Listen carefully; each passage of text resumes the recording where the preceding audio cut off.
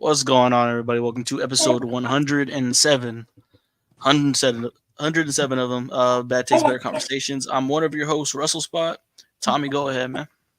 Hello, guys. Sorry if you guys hear a bunch of dogs in the background. I got 3 dogs on me.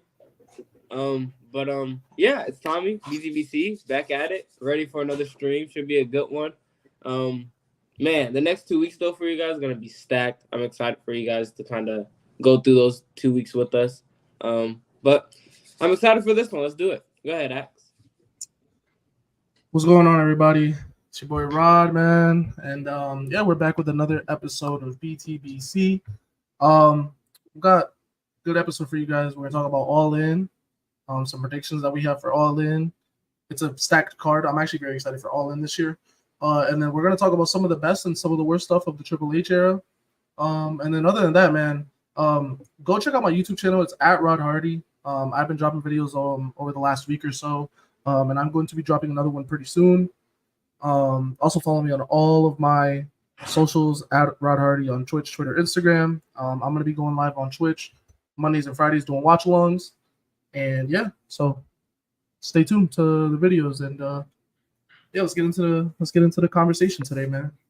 Tommy, you good, man? Ken wants to know. Oh, yeah. Yeah, I'm straight. Just got dogs, they're playing in the background, so it's not Poor me, dogs, bro. man. They gotta be watched by Tommy for a couple of days, man. I'm Brave, great. man. I'll let them be dogs, whatever they want to get into. I'll let them get into it. So Let's get into it, man. Let's do it. All right, man.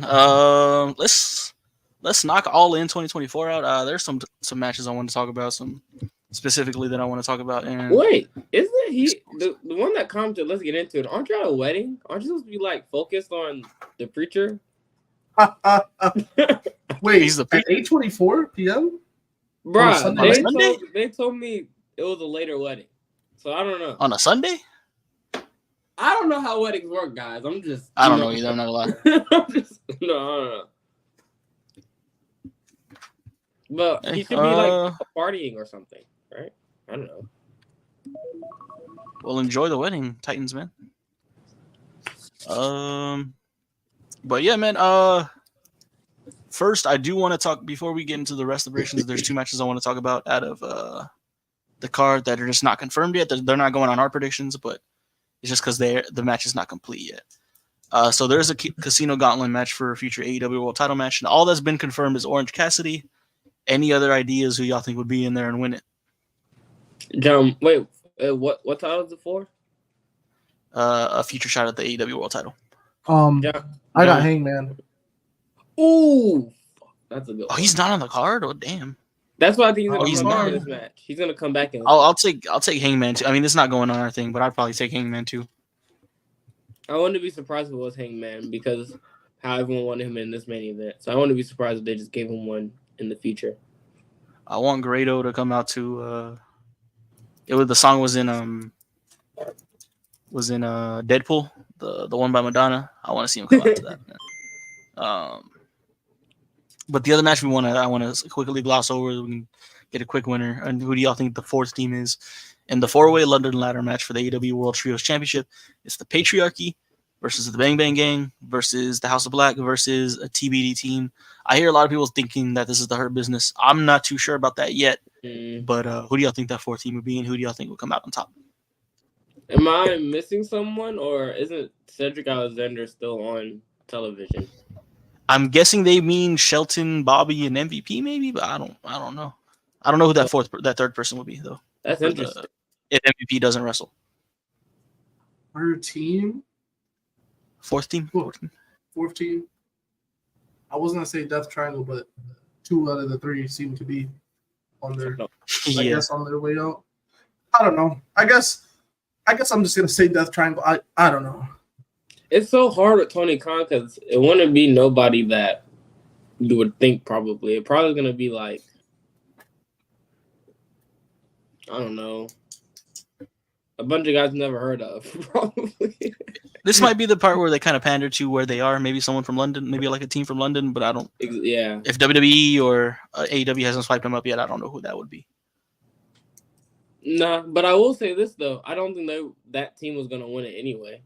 I don't. So Really, who do you think? I think Christian and them is gonna retain. I think why take the real. belts up? Why? I don't think they're losing. Yeah, I don't think they're That's losing. rough. I think they're doing too good of work, and I feel like they just got it not too long ago. So I don't think they'll take them off. All right. So I'm not gonna bring up the 0 hour match, but let's get into the card that we're gonna be counting towards our predictions. This is the first event. Last week, of course, you saw Tommy. Since he came in last place, he had to do the 6 Popeyes biscuits on stream and be berated by Donnie Lee. We were good to you, Tommy, right? That was actually the worst stream I've ever been a part of. Me and Wrestle Spot, man, we were good to you. It was still the worst stream I've ever been a part of. And I'm not gonna say too much about YouTube, but worst stream I've ever been a part of. Which is why I'm gonna make this great comeback. We're not losing this time, and that's it. So Tommy, you can really jump out ahead because I watch AEW. I'm like caught up, but then again, for some reason on predictions, I'm never good at AEW. So this is your shot, bro. Sounds like you guys are gonna start off slow. Good. Mm-hmm. So this season I can't starts say that, I can't say the same. I watch AEW, so good luck. So starts it all in. It ends October 5th at Bad Blood, and from after Bad Blood through Survivor Series, or through World's End. I'm sorry. Question: there's a lot of pay-per-views in the next. There's a lot of pay-per-views in the next week. Okay, are we counting in Bash of Berlin? Are we counting in what's the NXT No Mercy? No Mercy. Are we counting in Emergence? TNA. I was thinking Victory Road, but I guess we can throw Emergence in there too. You know, we gotta. Is Emergence really a pay-per-view though? I thought it was more like a special. Yeah, it's pay-per-view. It's a pay-per-view. Oh, I thought it was a special for some reason. You know, we gotta get a little bit of a handout to Tommy a little bit. You know, that's crazy. Give him a little. We gotta nerf the stats a little bit. Yeah, we gotta give him a little booster seat. You know, boost him up a little bit, man. All I'm gonna say is, we don't want him to call HR. That's why, man. Bro, y'all. Oh, speaking, you know who our HR is, Tommy? Who? Congratulations, Donnie Blaze has been promoted to HR of Btbc, man. So any complaints, you can just go to him, man. Yeah. You know, he's not even gonna read the complaint. He's gonna see that a complaint came in from me, but yeah, he's guilty or whatever. It doesn't even matter what it says. I don't know, man. Look, he interviewed great for the position, man. Had a great interview. I'm starting to think y'all hate me, bro. He was like the only applicant out of. Damn, he was the only one that applied, but. Hey. It was him or Lee, but I gave it to Donnie, man. Phil, why didn't you apply? I need you. I need someone like you in the office, not Donnie Blaze. That office is gonna burn down. Human resources, man. You got me a raise, man. What about me? The BTBC paychecks, man, they're hitting. He was actually wondering if you could take a pay cut. I gotta take the pay cut? Oh my god. If that's okay with you. Lee, I think you should just take it up with Donnie and Phil. I'm gonna send it to you. Don't worry about it. Hey, we need a board of directors, but I don't know. We'll get there when we get there. We're starting with HR for now. Let's get into this card, man. Oh my god. Let's start with the big one. Let's start with Toni Storm versus Mariah May. Oh boy. I'm just gonna go right off the bat. I'm gonna say Mariah May. Yeah, I mean, I think I'm in the same boat. This is her moment. She's gonna become a star. She's gonna beat Toni Storm. Human resources. But yeah, I think Mariah May is gonna win here, and I don't want us to like sleep on the work she's been doing. She looks fantastic every week. Is it crazy if Toni Storm wins here? Yes, very crazy. Hold on. You're gonna tell me that you're gonna do all this build up. You're gonna have Toni, like literally have. By the way, one of the best women's segments in AEW history by having her beat the bloody hell out of Toni Storm at the top of the ramp after she won the Owen Hart Classic or the tournament, whatever. Her beating her up, and then from there you're just gonna go on and have Toni Storm win. What sense does that make? You're trying to make a new star. Toni's already made. She's solid, bro. Do the job. Give it to Mariah May. She deserves it. Yeah, don't tag us. Yeah, don't do that to us, please. Don't build someone up and then just Bring him back down. You froze. Or no, never mind. I froze. My fault. Yeah, I agree. Mariah May. Would you be mad All right, man. if Tony? Next Tony up, won? we'll go with another big one. Would you be mad? But I wouldn't be mad because I like Tony, but I would definitely understand why people would be mad. Yeah. Just like a Sami Zayn. I think Mariah May should win. Just like a Sami Zayn fan. Well, I am a Sami Zayn fan, man. It's what they would say, right? It's what they would say. Oh, brother. I wouldn't be mad, but I would understand why people are mad. Sounds like a Sami Zayn fan. But if it's the other way, man, it's like Ethan Page retains. That's Ethan Hogan, man. If Nick Nemeth retains his TNA title at TNA at Emergence or whatever, Nick Hogan, man. Awesome Truth retain. Awesome Hogan, man. That's crazy. Hey, Tony wins, man. Tony Hogan. This, well, I don't know. I'm not gonna get into that, man. No, man. We're not gonna go over this again. I lied. 4 months later. 4 months later. MJF Will Ospreay. I don't know who's winning this, bro. I don't know who's winning this one. It's got to be Will, man. It's got to be Will. Yeah, I feel like the only reason why MJF is holding the title is for Will to have his moment at Wimbledon, you know. At the very same time, though, I feel like they might want to push this new gimmick MJF has, or not really a new gimmick. He's just holding an American flag now, a little bit longer. That's why I don't know. It is a really good gimmick for how it felt. So like it didn't at first. It didn't feel like it was really anything.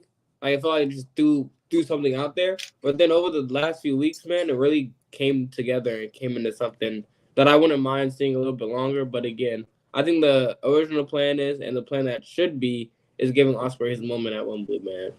Yeah. What do you guys think of the build-up? They're building this around the Tiger Driver 91. I think they could have made the build-up a little bit stronger. Like they could have kept playing into the Tiger Driver 91, but threw a little bit more in there. Because the thing is, the Tiger Driver 91 is not even an effective move because people kick out of it and people no sell it anyways. Yeah, that's an AEW problem. Not gonna lie. Yeah. Fact. They're trying to push this agenda. Like when Ospreay does it, it's like the one. But again, like you guys said, it's one of those moves that we've seen people kick out of too many times. So it's.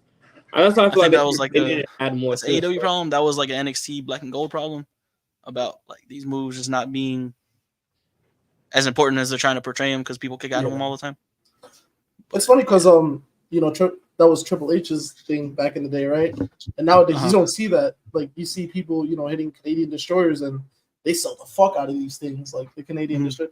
I was like, oh shit, Triple H kind of. I think he was observing AEW and was like, I don't know. Which is kind of crazy because he was booking that at NXT the same way. I think he just like kind of opened his eyes. Maybe I don't know. Yeah. Yep. But who'd y'all go with though? I went with Will. Ospreay. I guess strategy. I'm just gonna go with Will too. Crazy. I'm not gonna pull a Tommy and be in last place. Crazy. Tommy, if you don't like that joke, you can take it up with HR, man. Hey, Darian, formulate your own opinions, pal. I mean, he's in England, so he's probably winning. I don't know. Jack Perry versus Darby Allin.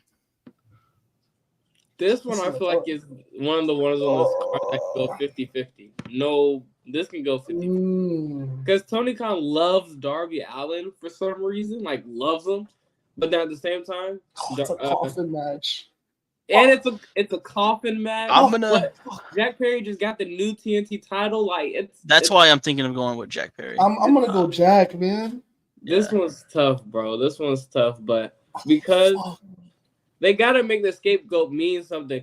This character means something, so I gotta go Jack Perry as well. But it's one of those ones where Darby Allin really loves, or Tony Khan really loves Darby Allin. So who really knows? And it's in a coffin match. Who really knows? But again, I think it gotta be Jack. It gotta be Jack. We probably should have got Phil up here. AEW is a shit. Yeah. I'm guessing Jack Perry. He just got the new title. Someone said it's a House of Torture title. Oh man, why did he join that horrible? Axel, factor? did you say Jack Perry too? Yeah, I did say Jack. I like how people are getting like their own kind of like customized TNT title. Our favorite one was probably did Sammy Guevara had the white one? The white strap? Miro. Yeah. Like the green. You know whose was really cool? Oh, it was Miro. You know whose was really cool? Brody Lee. Ooh, Yes, that and then was... my second favorite was Scorpio Sky. I think it was the gold strap. Oh yeah. Yes, Or whoever had the gold strap. That was nice. I think that was Scorpio Sky actually. You might. Oh no! I know who that team's gonna be. I know we already passed it, but it's gonna be Private Party and Scorpio Sky. They was teasing that on AEW. Oh really? Yeah, that's who I think it's gonna be. I'll go check out Phil's new video tomorrow at 2 p.m. Man. I think he's talking about the situation from today about the Fanatics Fest thing being cut and people. Yeah, I think they already said that it wasn't his fault. Yeah, I think they already said that wasn't his fault. Yeah. Well, think about it. He did a live event last night, flew to New York in the morning, and then has to fly back to Florida for a live event tonight. So basically, Tommy, at a Fanatics Fest, they had to cut his signing early, his meet and greet early, and it was like at least like 2 big groups I think that didn't get. But I think they already refunded them and stuff like that. Yeah. But people are still mad. Not that. Oh, people calling him shoot, a boring champion. Yeah, we can talk about that later when we talk about the Triple H. Sucks, but it sucks, but I really do feel like it's just the time, the era, the timing, the storylines that are being pushed kind of above his, if you say. It's just a tough time. I get that, but at the same time, they would have said it even if he was having like the greatest reign of all time. You think so? There would be people hating. Yeah. Because he's a babyface. But you said Private Party and Scorpio Sky? Yeah, because Scorpio Sky was a little vignette of him trying to like get into some party that the Private Party were in, and they wouldn't let him in at first. But if it's them, I hope they announce it beforehand. Hey man, wait till that'll be kind of Go ahead. I was gonna say that because I like them, but I'm not gonna lie, that would be kind of an underwhelming surprise return at a pay-per-view. But it's just something Tony Khan would do, you know. Yeah. That's true. That's true. I can't wait to be yelling at my TV. Shot. By the way, I love like Private Party, like Quez and Zay. I love them. So I've gotten I've warmed up to them over the last couple of months, man. I'm a low key Private Party fan. And every time I think Tony Khan is going to push him, I don't know why he stops, you know. But bro, I really got to see them at Forbidden Door. That's tough. I think that's when I really started. They're on the 0 hour, right? 0 hour. That's when I started liking them maybe like a month before that. Like really, like I was like, yeah, I'll fuck with them. Finally, they're not hurt, so that's good. I hope they're on the card. I hope they're on that. I hope you're right, Tommy. I hope you're right, and I hope they'll win the Trios titles. Fuck the patriarchy. Oh, wow. I don't know who else it would be. I don't know Trios teams on top of my head like that. And normally Tony Khan just throws people together. It might even be Top Flight, who's on TV all the time. Brother. They're pilots now. Y'all saw that? Yeah. They got this girl fucking. We got this. I don't know if y'all saw this clip from I think it was Collision or no, it was Rampage. It was Rampage. Yeah, they have some girl next to them, and she was like fucking showing her ass and had I think it was Mason Mansour fucking funny, bro. Funny as hell, man. Right, hey, but at least that's they're captains, but at least they got an identity other than we wrestlers and we fly. Yeah, no, also about Top Flight. Top Flight. Oh yeah, they have an identity. They aren't just high flyers anymore. Yeah. Anyway, hey man, Mercedes Moné versus Britt Baker. I don't see Mercedes losing this title anytime soon. Yeah, Mercedes Hogan. Oh man, I'm not gonna say nothing. Jericho versus Hook, man. Someone said, "Ass, are we talking about CM Punk?" Fuck you, Lee. This has gotta be Hook, man. Yeah, I think so too. I This wish gotta they be would have. Hook. I don't even want to say that they haven't been pushing this, how annoying Jericho can be, because they have. But I just have not heard anything about it in a couple weeks. The learning tree stuff. And I keep hearing, I thought Hook was like his contract's gonna expire or something, but I guess they're good now. Yeah. But Oh yeah, I and then what's it called, to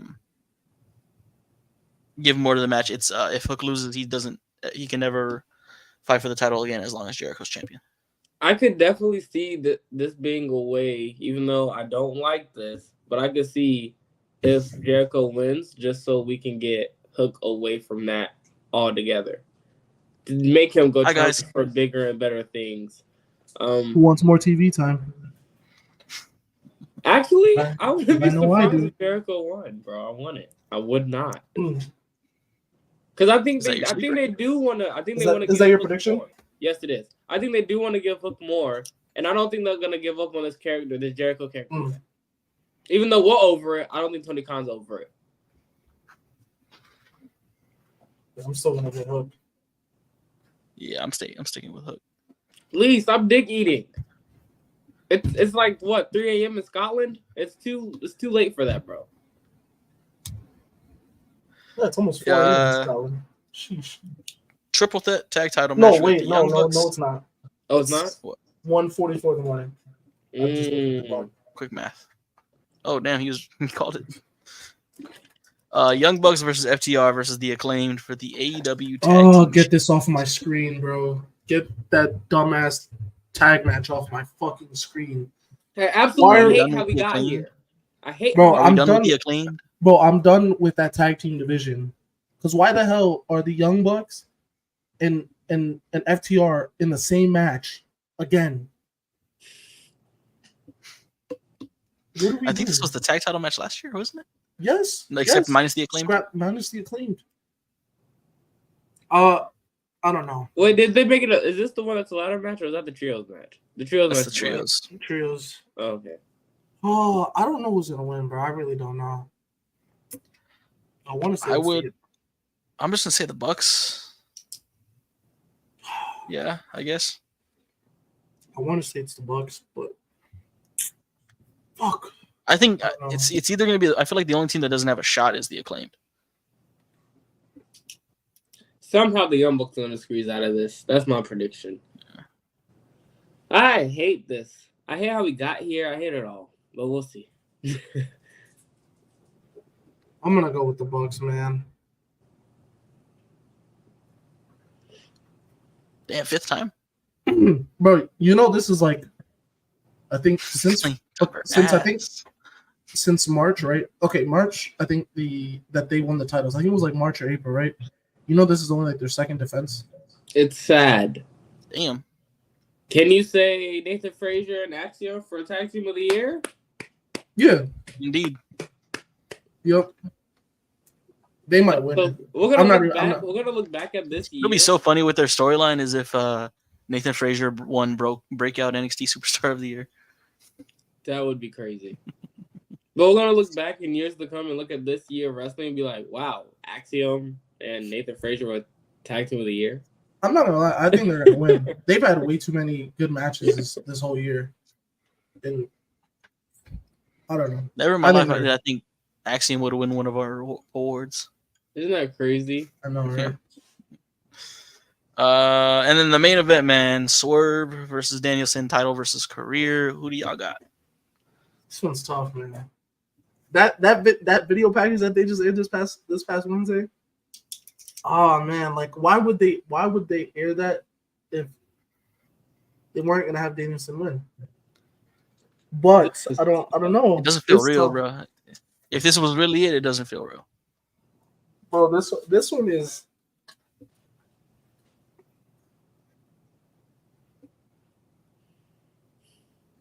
Okay, here's the thing, right? This is why this one is so hard. Because if my prediction comes true, that Hangman was to win, then I think they're going to do Hangman and Swerve at All Out. So with Hangman being the one that's gonna win the Casino Battle Royal, which I think that's what's gonna happen, I'm gonna have to go with Swerve. Oh wow! That's also the sole reason I'm going with Swerve. Oh wow! Yikes! So I guess you guys will have to call, bruh. This is so hard for me because it's like there's no way Tony Khan's gonna let Bryan Danielson walk out the door without holding his world title. There's no way. But then Swerve is moving so crazy right now on AEW television. It's like, why would you let this guy lose? He looks amazing in everything he's doing right now. Oh. And you guys picking Swerve completely threw me off. I thought you guys were gonna go Bryan Danielson. I'm not gonna lie. But I just don't see how we can get a Danielson retirement without him being champion. I'm gonna have to go with Danielson. I'm sorry, Swerve, but I'm gonna have to go with Danielson, bro. Interesting. Bro, you don't play a vignette like that and have him lose, bro. And you don't. You just don't do that. You just don't. Oh man. You have Eddie Kingston from injury telling him like, bro, this isn't the Danielson I know, bro. He's gonna, bro. You just can't have him lose. There's no way. I'm still stuck on that. They're gonna run Hangman and Swerve again, and I'm guessing it's for the title, especially if he wins that match. Yeah. If anything, that video package could have just been the one that told us like, this is it. It's over. Bro, no way. No way. Swerve, but I will say this: if Swerve retires Bryan Danielson, chat. Tommy's never gonna shut up, bro. Chat. Think about it. They already had him go over Will Ospreay. That's what I'm saying. It's not out of the realm of possibility that they're gonna have him go over Bryan Danielson and retire him. Bruh, oh my god, chat. Oh, who's a Bryan Danielson fan in Discord? Esco? He's gonna fucking hate me. Oh my god, he's gonna hate me. Oh man, Tommy's such an instigator, man. I just see random tweets. He's like, I saw this random tweet the other day, and he was like, "Wow, Swerve really finna retire, y'all go." Yeah, the Swerve. I understand the Swerve order solidified his reign, but think about Swerve and Hangman needs the world title. And like, it's kind of like,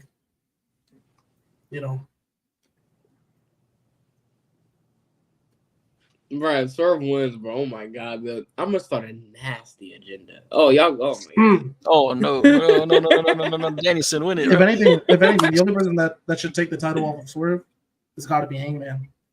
There's only one person that's right for the job, and it's Hangman. That's the only reason why I said that. It doesn't really need the world title IMO. I'm not gonna lie, I think it does. It's the best. I think it's the best feud in AEW currently. It's better than the Ospreay feud, especially the Ospreay and the MJF feud.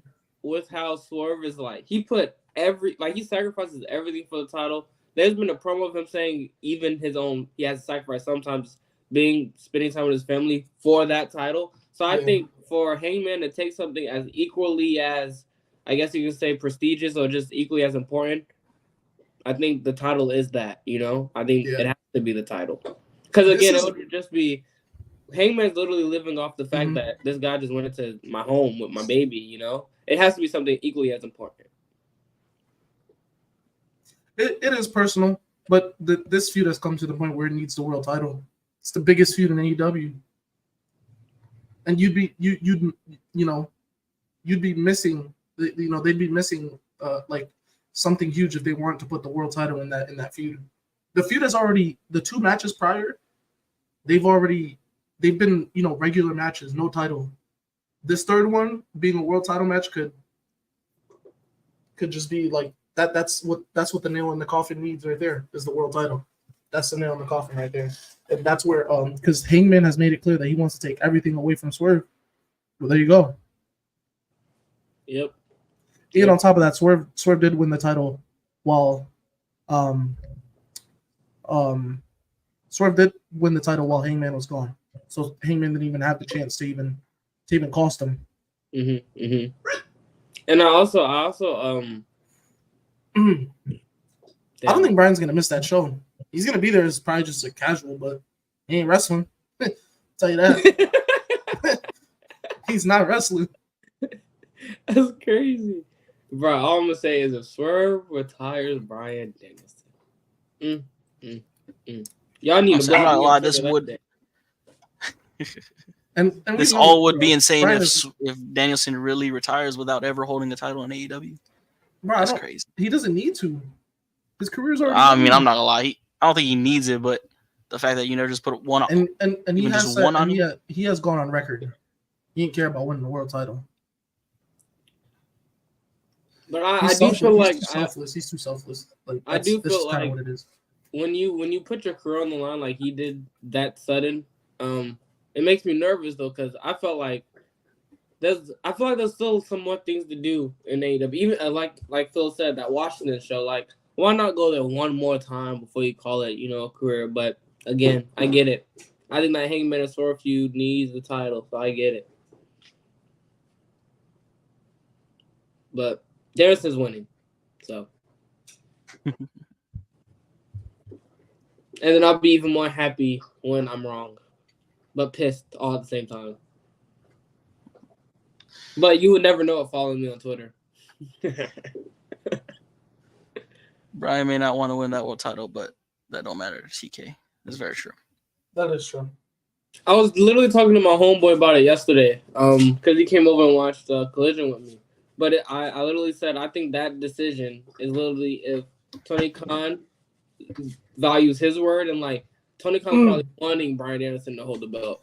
But if Danielson's like, nah, I want to go out putting your best guy over, I can also see that. So I just think once that Casino Battle Royal is done, if Heyman is to win, that's going to give you the answers, all the answers you need to know. That Swerve's going to walk out as champion at the end of the night. That right there. If he doesn't win, well then we got ourselves a different story there. But if he wins, then I think it's almost 99% sure that Swerve is almost going to win. This might be the first older guy on his way out to win.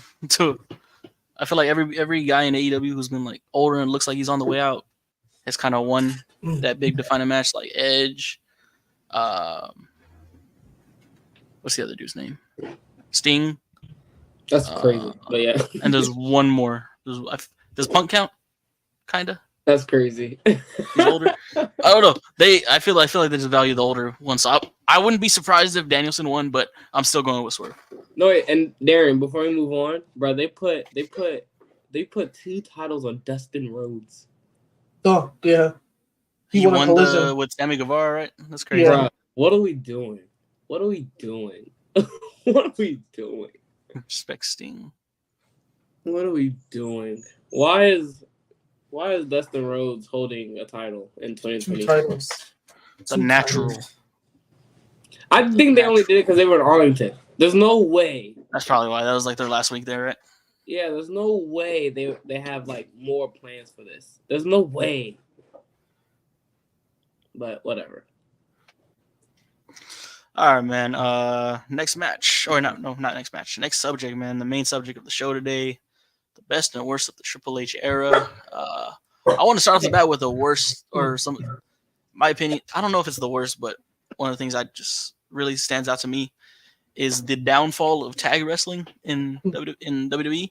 I think he was, at least from maybe not an in-ring standpoint, but from like a important standpoint, his peak for tag team wrestling was last year, main event in WrestleMania 39 with the Usos versus Sami Zayn and Kevin Owens. They even main evented Night of Champions, which isn't as big of a show as WrestleMania, of course, but nonetheless, they're still main eventing pay-per-views. And I think the involvement with the Bloodline storyline was big.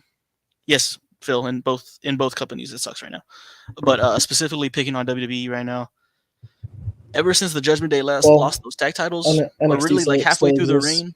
NXT still good. Yeah, still good. Halfway through the Judgment Day's tag reign, I think that's when we started noticing they're not really feeling tag wrestling right now. And since then, they haven't. It's been ass, man. Yeah. I will say this though. This past Friday, DIY and Street Profits. Woo! Like that was fire. Look, okay. The matches the tag matches of recent have been good. Yeah. There's been a couple within recent weeks. I mean, we're looking at, if we go back to Money in the Bank weekend, you got DIY and A-Town Down Under. That was a banger.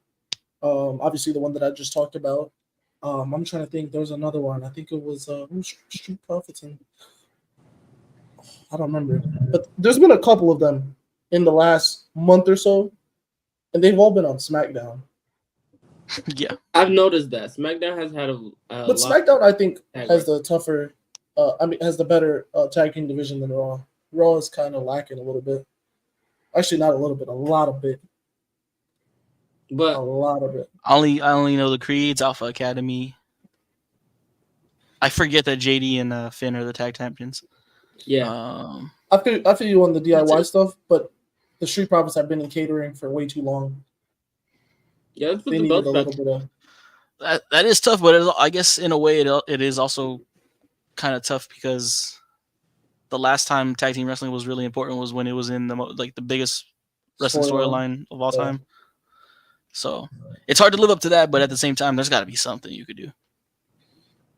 Yeah, Sammy and JD will be JD. I think so. I think, and then they're gonna probably challenge the Bloodline, and then let's hope the titles get unified, and let's just do one set of tag team belts for both brands. Let's just hope that that's the case. For Tommy some Middleface, reason, how do you feel about that? yeah, for some reason, I feel like Triple H is stubborn on keeping them separate because I don't think he did what he did at Mania to just put them back together. Even though we may think like your tag division is thin, you might as well. It may be better if you do.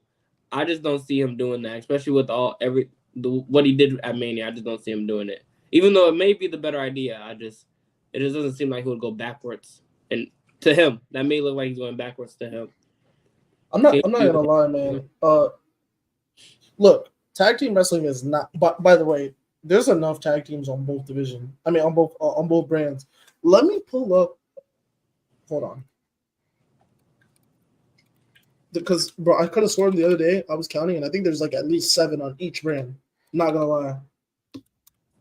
And I'm really starting to think the Motor City Machine Gun news and the Lucha Bro news is like, just I don't know. I feel like Pentagon was making it seem like the news about them going to WWE wasn't legit. Okay. Yeah. So here, okay, look. So over on Raw, you're gonna have Alpha Academy, still a tag team at the end of the day. American Made, but like they're good. Yeah. Authors of Pain, they don't really get used much. I'm not gonna lie. I can't stand them. And they can't. And Authors of Pain, just based off their NXT stuff, they can be good. So yeah. Awesome Truth, they're gonna break up soon. Yeah. And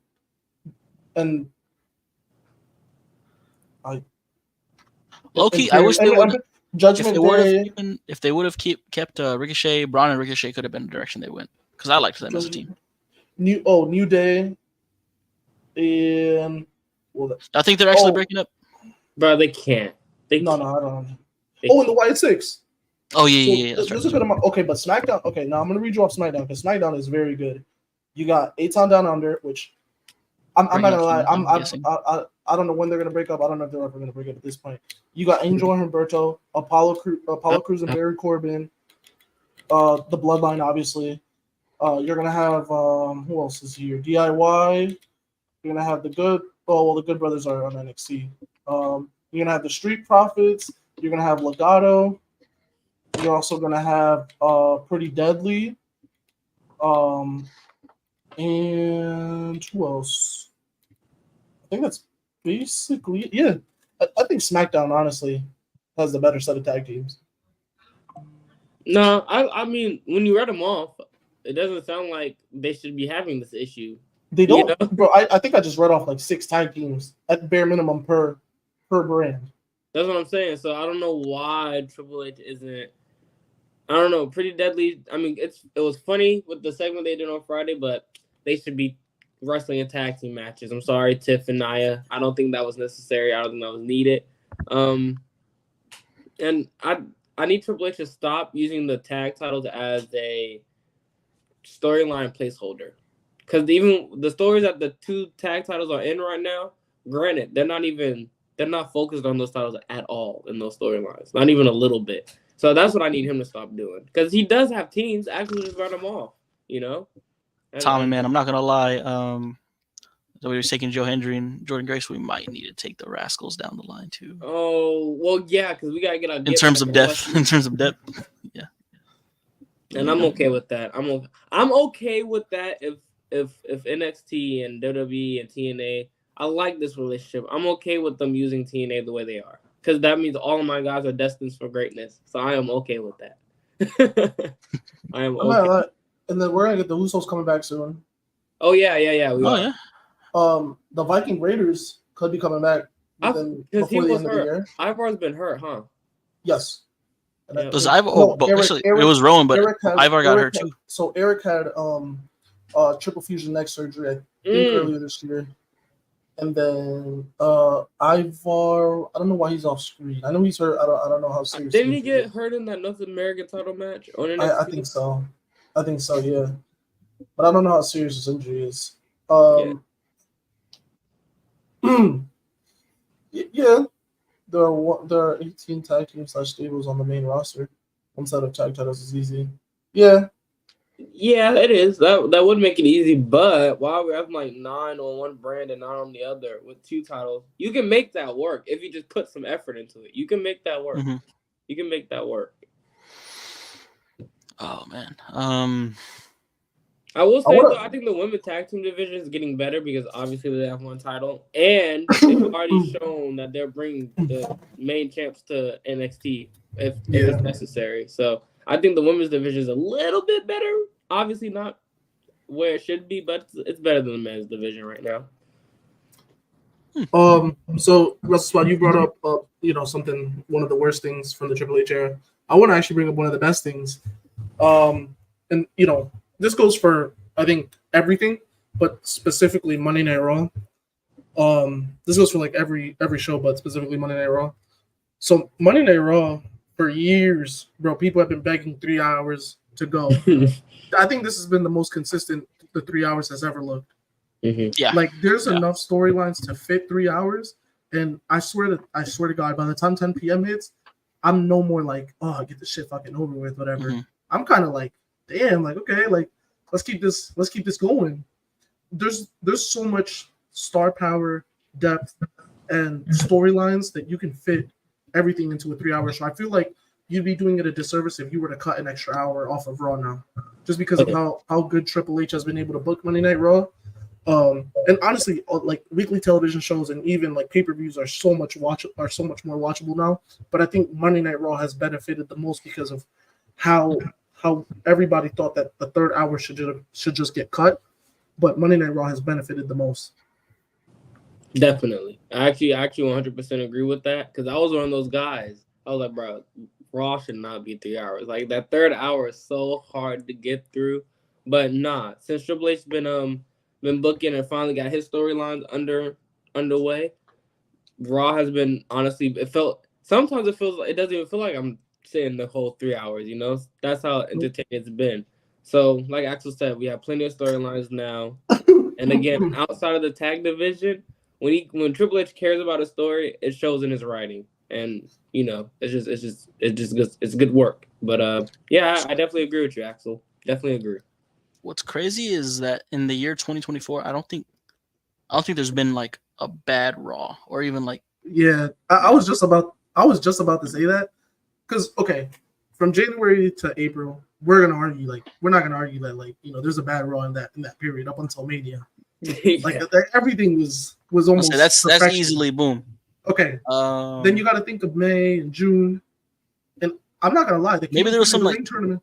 Yeah, maybe there was some that were like but there was not like one that was like just bad. Like where I'm like, fuck, like, but like it's been super good. And like look at now, right?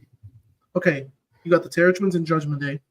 That's one. Okay. Yeah. Jey Uso appearing on TV is almost exciting every week, even though he just loses all the fucking time.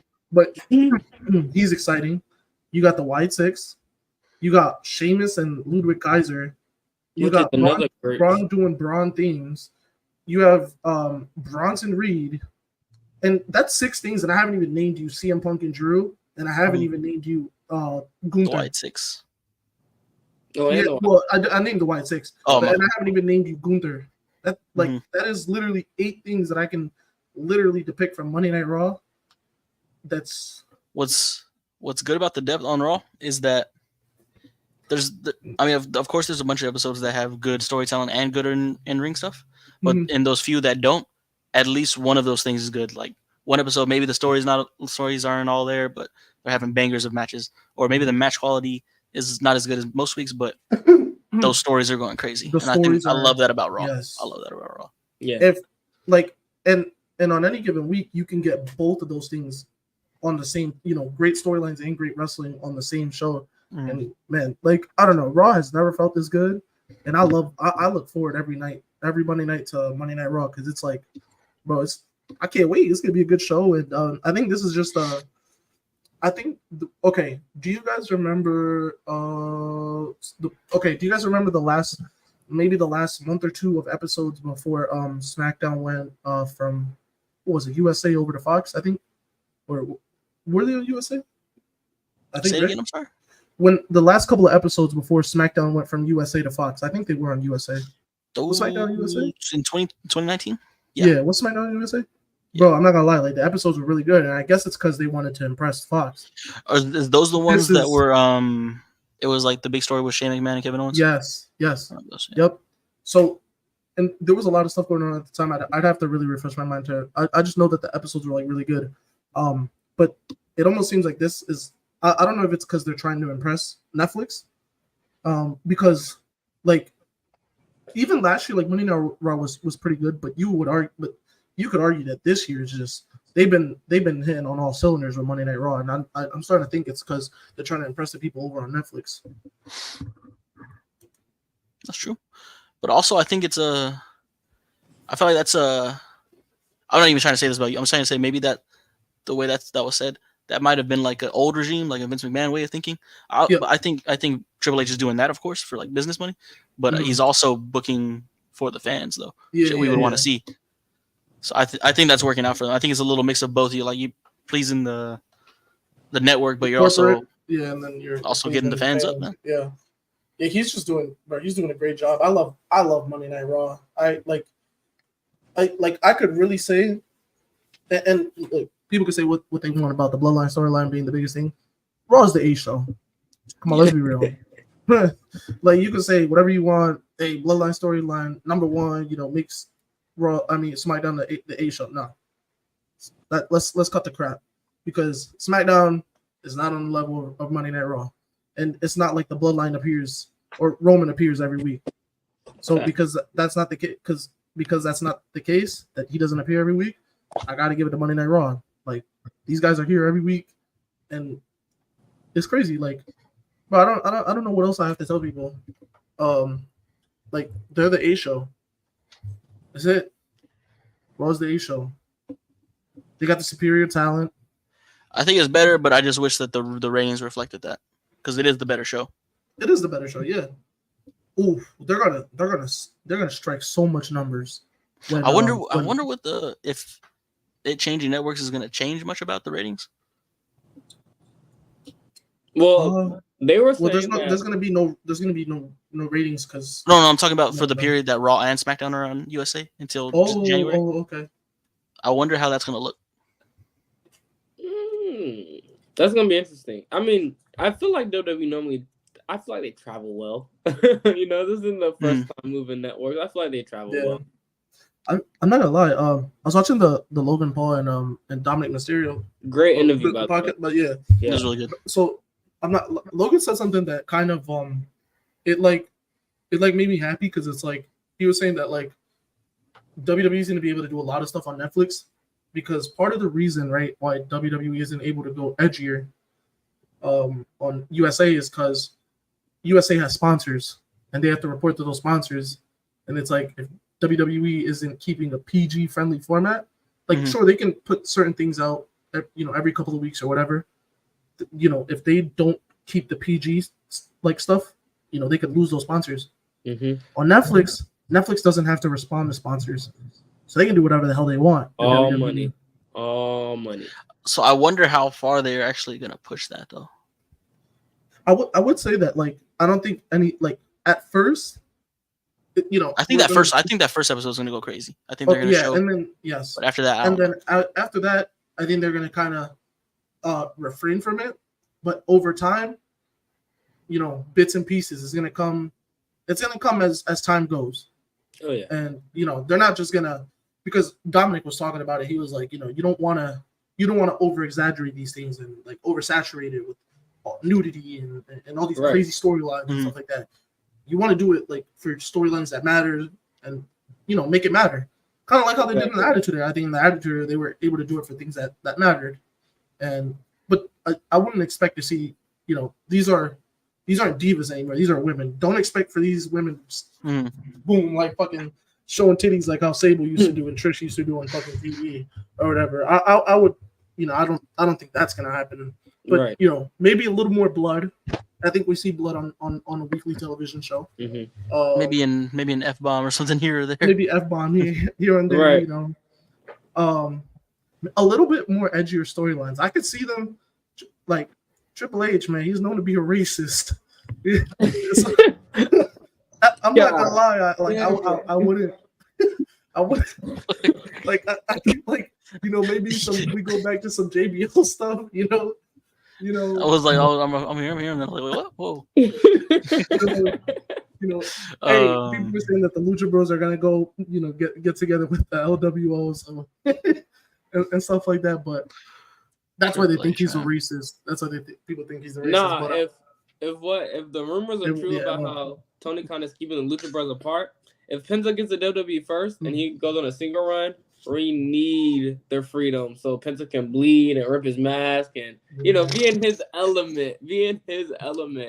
But nah, on a serious note, I more so think that they're so happy that they're going to Netflix, more so not that they are gonna use the freedom that they necessarily have. I think it's more so a thing where Triple H is that he enjoys that he has that freedom. He has in case if he needs to use it, But like Axel said, we're not gonna see like titties or anything like that, you know what I'm saying? I didn't see any of that, but like Carmella just dropped the drop bitch on Friday. I think we're gonna see a lot more of just wrestlers just, talking talking normally, like they actually are in a fight. Like they're gonna beat this bitch up, like things like that, So I think we're gonna see a lot more of that. I think the blood is also going to be a key thing that we're going to see. I think blood. I think instead of blood just on PLEs and stuff, I think we'll start to see it more on like Monday Night Raw and stuff, depending on like what the feud is.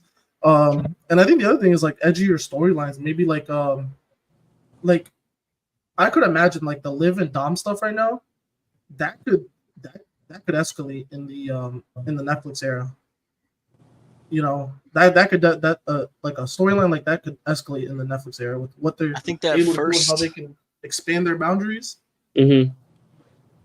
So I think that's a story that would benefit a lot from it. That story is going to benefit a lot from it. That first Raw on Netflix is going to be like a culture shock. It's going to throw something crazy.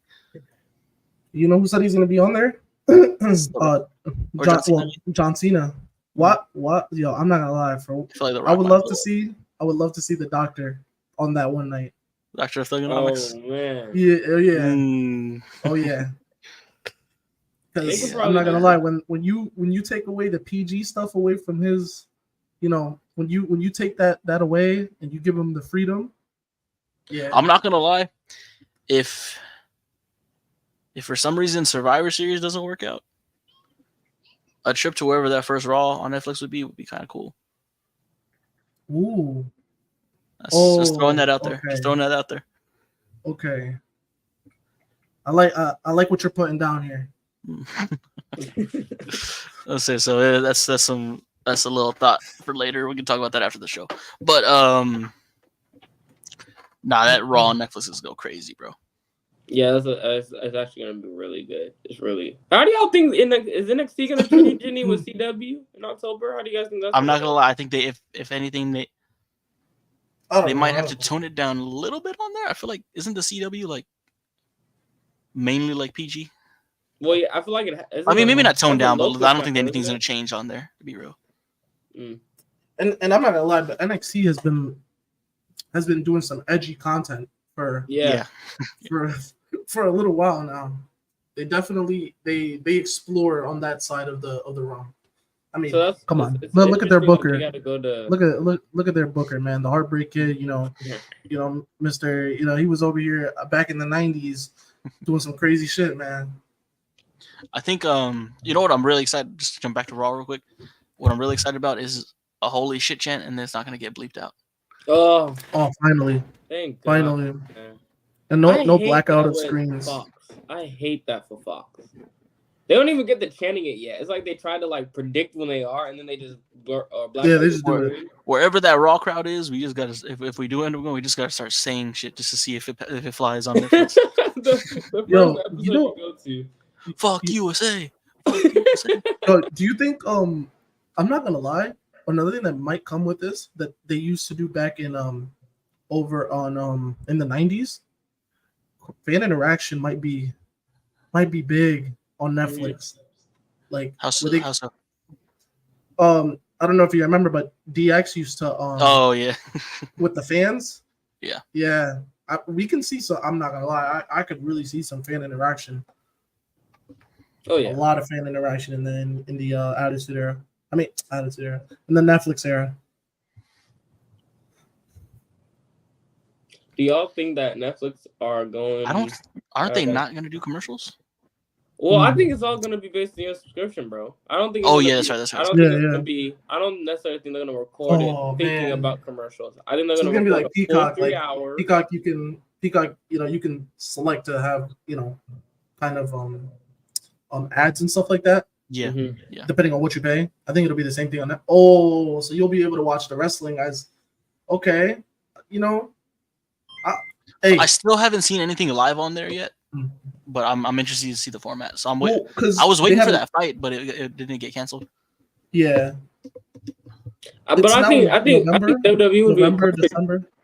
I think that'll be a perfect company to kind of test out this Netflix live streaming if that's a thing. WWE because obviously, like y'all said, that fight got canceled. So I think WWE is the next best option. Well, it's in November that fight, now. I think is in November. Yeah. Oh, okay. So they're gonna be the first one, but I'm very interested to see what that looks like. And I really do feel like it's gonna be 3 hours like strong because it's not commercials, Whenever WWE changes networks, that first episode tends to be very strong. I remember when SmackDown went to Fox, it started off with The Rock. You know what I'm most excited for? That's CM Punk and Seth's feud. They're gonna be able to do some things there, man. And both of them can get pretty crazy on the mic. Yeah. Like we saw what Seth did to Matt Riddle, right? So so they're gonna be able to push the boundaries there. I'm very excited. Anything on the Raw side, I'm very excited for.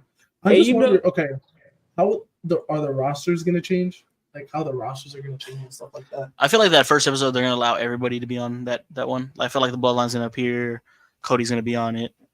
But from there, I wonder if they're gonna. You think they're gonna do like a trades or anything? I don't think so, but it's possible. I need to see Randy on Raw. Yeah, especially no, for real. Swap Gunther and Cody. Get Cody on. Bring Cody. That would be cool. They should do that for the network changes. A trade, just like a couple trades. They should. Cody, Gunther. Put the World Heavyweight title back where it really belongs, over on SmackDown. I think the Wyatts are gonna give them a lot on Netflix. They might get their own special. bring Cody over to Raw, man. Oh man, R.I.P. Bray. It would have been great to see what Bray would come up with, dude. I know. Bring Cody over.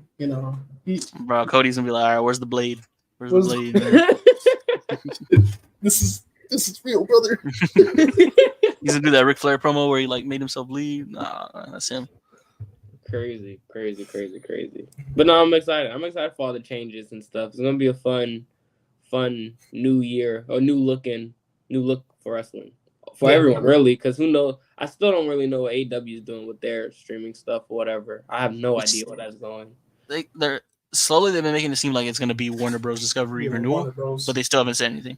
Like confirmed it, yeah. Which is odd. I just hope they need to go on a streaming platform. I'm gonna be honest. What Raw's gonna do is really gonna change the game for all wrestling. It really is. So if AEW wants to continue to compete or just be, relative, I think they need to go ahead and get on Max, man. They have to. All right, man. Next, I was gonna go with like a negative one, but I'll go with the positive one this time. Actually, no, Tommy, you go with one before I get. I was mine. about to say I had a positive one. I was just gonna say I really do enjoy the fact that Triple H isn't afraid to try out his new stars, like a Bronson Reed or like a Damian Priest or There you go. so I really enjoy that. I feel like that. Granted, sometimes we all have our ups and downs with it. We may not like a decision at that moment in time, but I can't sit here and not acknowledge the fact that his braveness in putting these guys on TV like a Bronson Reed and trusting them to write off Seth with Bronson Reed. I'm using that example a lot because that's just the most recent one. But things like that I really do enjoy. I love when a company isn't scared to try something new. And I feel like Triple H does that a lot, which is a good thing, depending on who you ask. But if you ask me, it's a great thing. It's a great thing.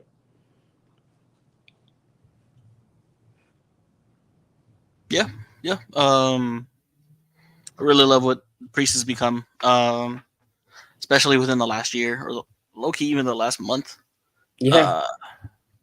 How he wasn't. I don't think he was ever really a heel after Mania, but the slow progression of him like fully embracing the face turn, perfect. Yeah, now he's a full-time babyface, signing autographs, having a good time, Calling us his family man. Bronson should have been easily pushed months ago. Yeah. I'm not. So I get that. I'm not gonna lie. I wasn't big on Bronson until he did what he did to Seth. Just because he didn't really have an identity other than like I'm big and I'm in a tsunami, But now that thing with Seth has me interested, so I'm excited to see where they continue to go with it.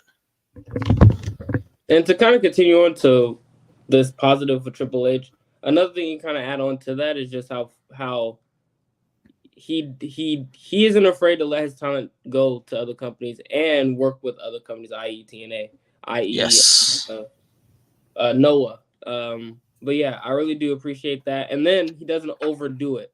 Granted, AEW kind of made their identity that, but Triple H doesn't overdo it. Every time he does something like that, even a blood sport, every time he does it, it feels special. So I do appreciate that as well. Hey man, another positive, man, is just Cody Rhodes in general, man. You can kind of tell that when Vince brought Cody Rhodes back, he had big plans for him, but the way they've used him since then, being the flag bearer of WWE, is amazing to see, and I'm glad that it hasn't felt forced for him, because with a lot of guys it might have felt forced, but with Cody it just feels right. It makes sense. It all makes sense. And again, I wasn't really watching the Big Dog era for real, but I would assume it's like a whole 360-degree feeling with that. So, so I'm not gonna lie. If Vince was booking, Cody would have been booed already. Yeah. He would have found a way to have already gotten Cody booed. Yeah. I'm just gonna put that out there. I don't think he would have. I don't think he would have booked Cody all that well, especially I'm pretty sure McMahon would have had Cody lose at 39. And I also think if for some reason we still got to where we were this year, I think he wouldn't have given Cody that spot versus Roman. I think he would have left it with The Rock. With The Rock, yeah. And he wouldn't even. And then Cody would have lost all types of steam. He would have just fell right down. And then knowing Vince McMahon, he would have tried to make it all better, and that's when Cody really would have got booed, because now you're forcing us to like Cody again, You know what's crazy? There's a timeline where Roman's probably still champion right now. Or The Rock's champion. Jeez, that's nasty. That The Rock one is not out of the realm of possibility. Yeah, it's not. I'm just saying at this very moment, there's a world where he's champion right now.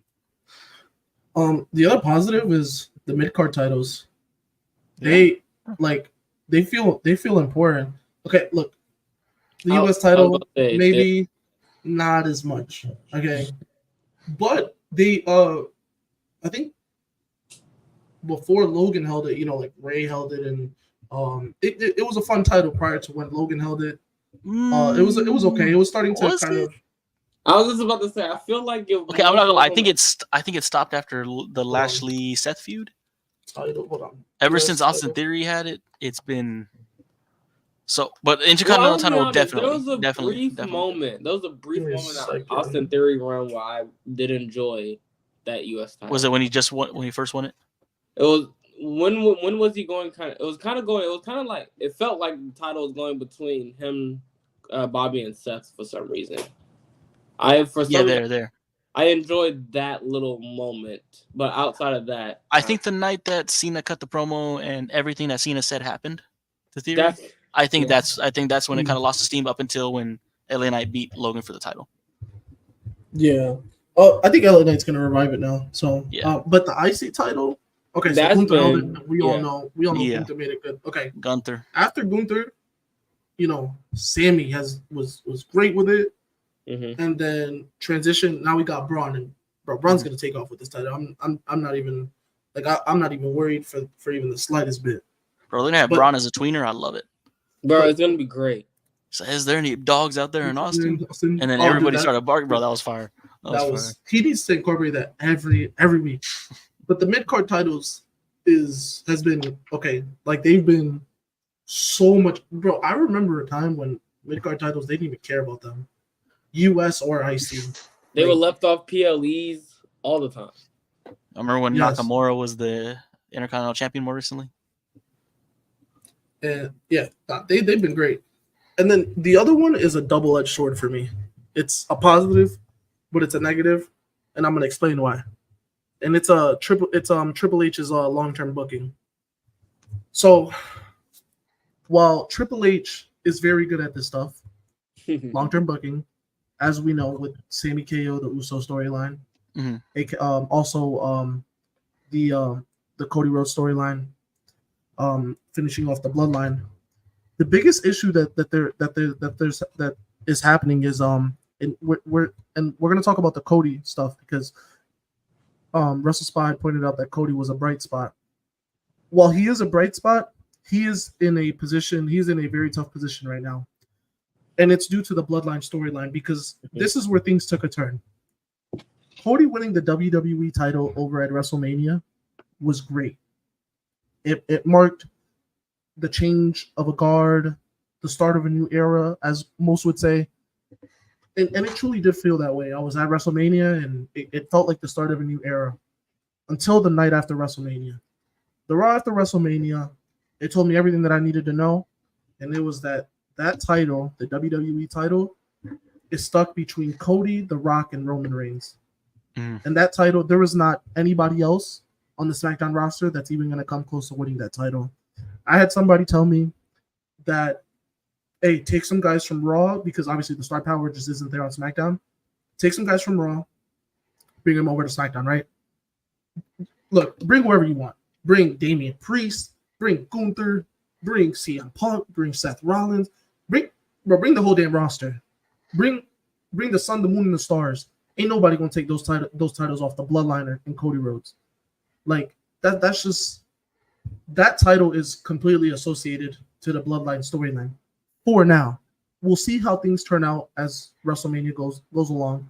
But kind of going back to my point is this is the biggest issue, is that due to The Rock saying that he wants to come after Cody's title, everything in the middle from that point in April to whenever The Rock goes up against Cody is all fluff. There's a reason that people are not enjoying this Cody Rhodes feud, and it's because there's no real challengers for him. He picked AJ Styles to be his opponent. He picked Kevin Owens to be his opponent. Logan Paul was probably the only person that he didn't outright pick. He's having to pick these people because there's nobody credible. And that is like a lot of people said the Bloodline built new stars. They did. Kevin Owens, they kind of built him back up. Sami Zayn, Jey Uso. But at the same time that they've picked up stars, they've managed to bury a whole SmackDown roster. And that is one of the biggest issues with Triple H's booking, is that within the long-term storytelling, while the payoff is great, everything that happens in the middle, and this is the same thing that happened last year at when WrestleMania 39 concluded, people were having a hard time. Now, Cody is great, and he can make things work. But you put anybody else in Cody Rhodes' position last year, going up against Brock, going up doing that feud against Shinsuke, and some of the other stuff he did with Dominic Mysterio and stuff like that, that would have left a sour taste in a lot of people's mouths. It's just like, it's a double-edged sword. It's a great payoff, but everything in the middle, a lot of fans just do not care about. And sometimes the storylines just drag way too long. There's points in times where we're saying the Bloodline storyline utterly sucks. Before Roman Reigns showed up on screen, we were getting pretty tired of Solo Sikoa and the Bloodline 2.0. The only bright spot was Jacob Fatu. But other than that, we're waiting for something big to happen. And that is the biggest issue. Not everything needs to go 365, 720 days. Not everything needs to go like that. Like, obviously, look, the Bloodline storylines, the money storyline, they're gonna drain it as far as they can go. But there needs to be a culmination at some point, because too much waiting is not good. You're gonna damage a roster. You're damaging the WWE title right now. By the end, I promise you this: by the end of the year, the World Heavyweight title will probably have a lot more meaning than the WWE title.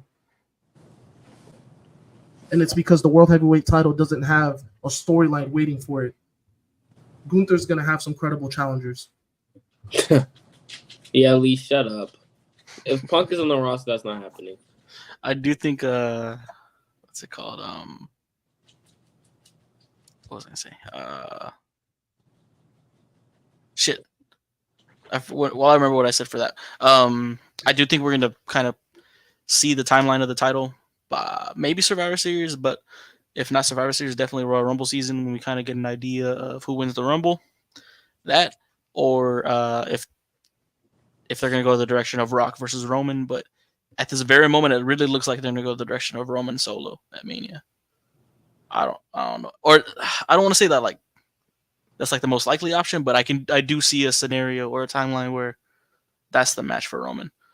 If they really want to do Rock and Cody. I don't know, bro. That is the worst decision that they could make, because they're going to postpone Rock and Roman again for a third consecutive year. Mm-hmm. Like, what are we doing here? Why is that? I think that's a Rock thing, though, because Rock sees that Cody's like the biggest star, so Rock being the Rock, he's gonna, I want to fight you instead. I thought I wanted to fight Roman, but I want to fight you instead. So I don't know, man. That can happen at the Rumble. I don't know why that. That's the thing. It can, but the Rock said it in the beginning of the year, bro. He's a long gamer, so I can see a timeline where the Rock fucking, he's like, I'll get Roman at 42. I want Cody this year at 41. No, this fucking sucks, bro. I'm not even gonna lie, bro. That's why I do obviously hope we get the Rock and Roman this year. I would love Cody versus Cena at Mania. I don't know about y'all. Me too, actually. That one, or even Cody and Randy. I don't care which one. That one, not yet. The Cody and Cena one. Mm-hmm. If you want that one to be his retirement, yeah. I want it. For me, for Mania, I think it's got to be Cody and Randy, and then it's got to be Cena and Gunther. But okay, for y'all with Cody and Randy, do y'all think that's not easy, but like, can y'all easily see like Cody walking out still champion? Yeah. Yes. That's my only problem with the match is I feel like a Mania match. I feel like a Mania title match has to be like, oh, I don't know, Here's the thing. Cody, he ain't losing the title anytime soon. If they're gonna do this right, because obviously the trilogy still needs to happen between Cody and Roman. If they're gonna do this right, they're gonna hold Rock and Roman, right? Now, at WrestleMania, they're gonna hold Cody and Randy at WrestleMania as well. SummerSlam next year, the start of 2 nights, you can hold Cody and Roman, with the Rock costing Roman the title, and that's how you set up another match. Because I'm not gonna lie, I think if the Rock and Roman happens this year at WrestleMania, be prepared. The Rock's gonna win. The Rock's gonna win. So, that's what I think. But that would be the best possible scenario, because if you do, I'm sorry, there's no other match for Roman Reigns at WrestleMania this year except for The Rock. There's like, I get what you're saying, Phil, about Jacob and Roman, but I'm not gonna lie, that could wait. Rock and Roman, they've been delaying it, and obviously last year was supposed to happen, but due to Cody's superstardom, obviously that didn't happen. And then 39, The Rock obviously had obligations. They can't delay it this year. It has to happen. Las Vegas, like, come on, like this is like the perfect feel. This is like the perfect setting. If Los Angeles wasn't the perfect setting, this is the perfect setting right here. Rock and Roman needs to happen this year. Facts. And I'm gonna be honest, I think it's all for money. Isn't Vegas like a big UFC city or town? Yes. What call it. Mm-hmm. So, it's one of those things. They're probably gonna have a big fight that same week. This is gonna be a big TKO weekend whenever that meeting happens. So I definitely see The Rock and Roman in Vegas. I can see that. Do y'all think they're gonna try to implement some sort of, not like a whole show, but something with UFC that weekend because it's in Vegas? I'm not gonna lie, they can't. Every day's taken. Every day's taken. Yeah. WrestleMania is literally from Thursday to Tuesday. Mm-hmm. Yeah. Like there's nothing that the UFC could realistically do. Maybe be there like maybe host a press conference for like a future event. That's true. But like an event per se, like an actual event, I don't foresee it happening.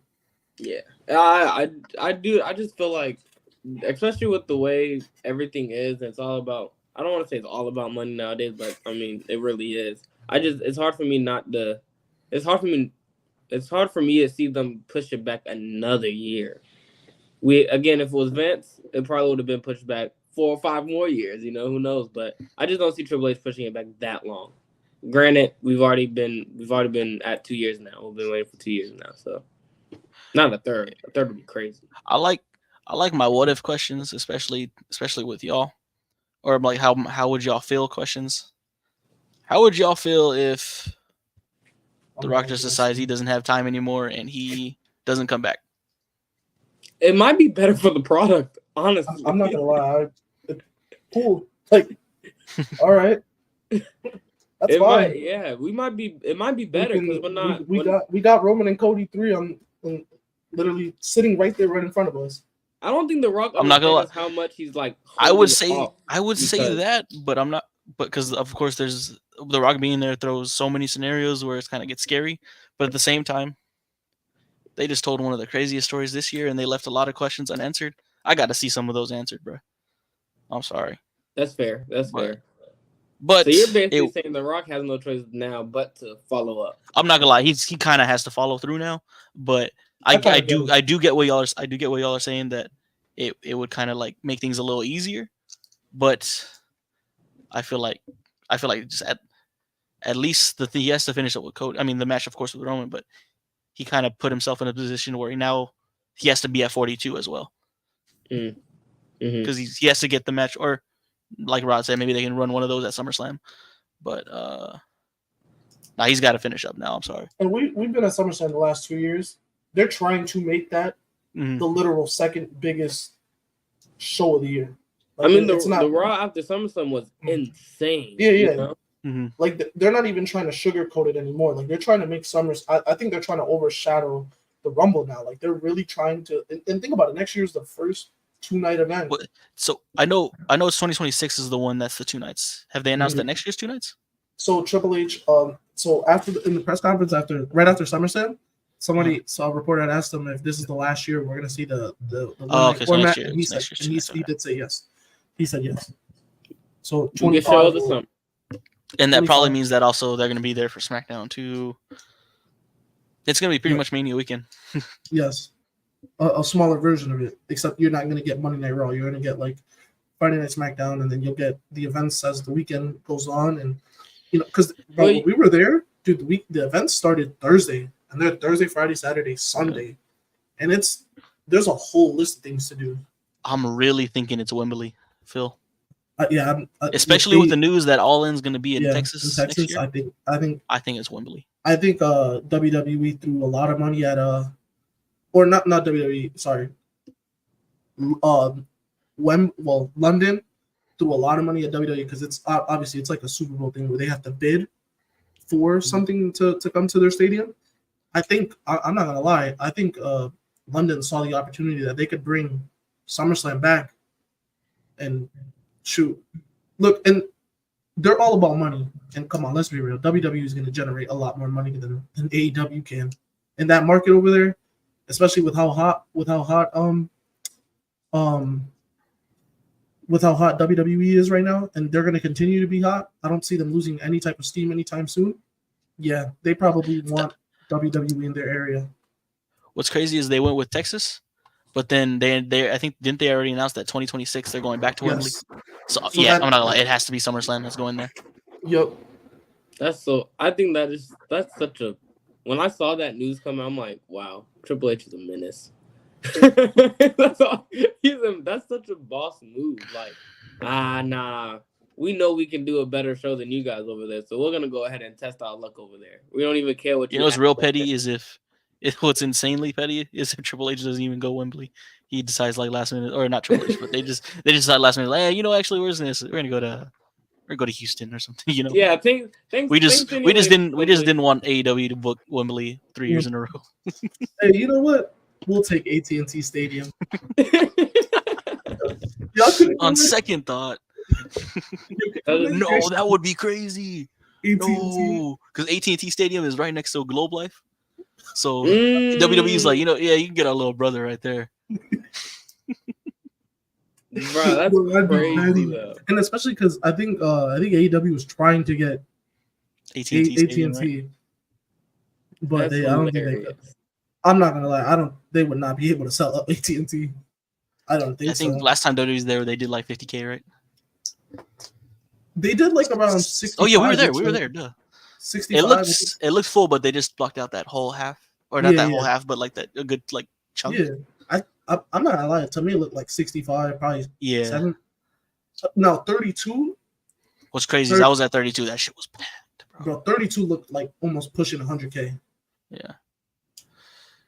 Yeah, bro. No, I'm gonna say, bro, if WWE did that, pulled that, that's the funniest thing Triple H has ever done.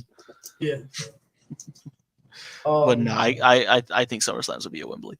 Yeah, I think so. I think London just kind of threw money at WWE and were like, come on, we want you to come over here but WWE is gonna generate so much money for them. Mm-hmm. Mm-hmm. And think about it, it's the second time that SummerSlam would be at Wembley. And I'm gonna be honest, bro. They're gonna actually break the record, and they're gonna have a crazy number there. If they do that, they're gonna stack the card. Like they're gonna stack that fucking card. They have to. Rock might be on that card. Especially it's 2 nights. Oh yeah. They're gonna stack that fucking card. Nah, 2 nights at Wembley is insane. You know who I do want to see? I'm going backwards real quick, but I just thought about this. First episode for NXT for Netflix on Raw. I want a Ricky Starks debut and let him be himself. His risky, frisky self. Let him just be charismatic.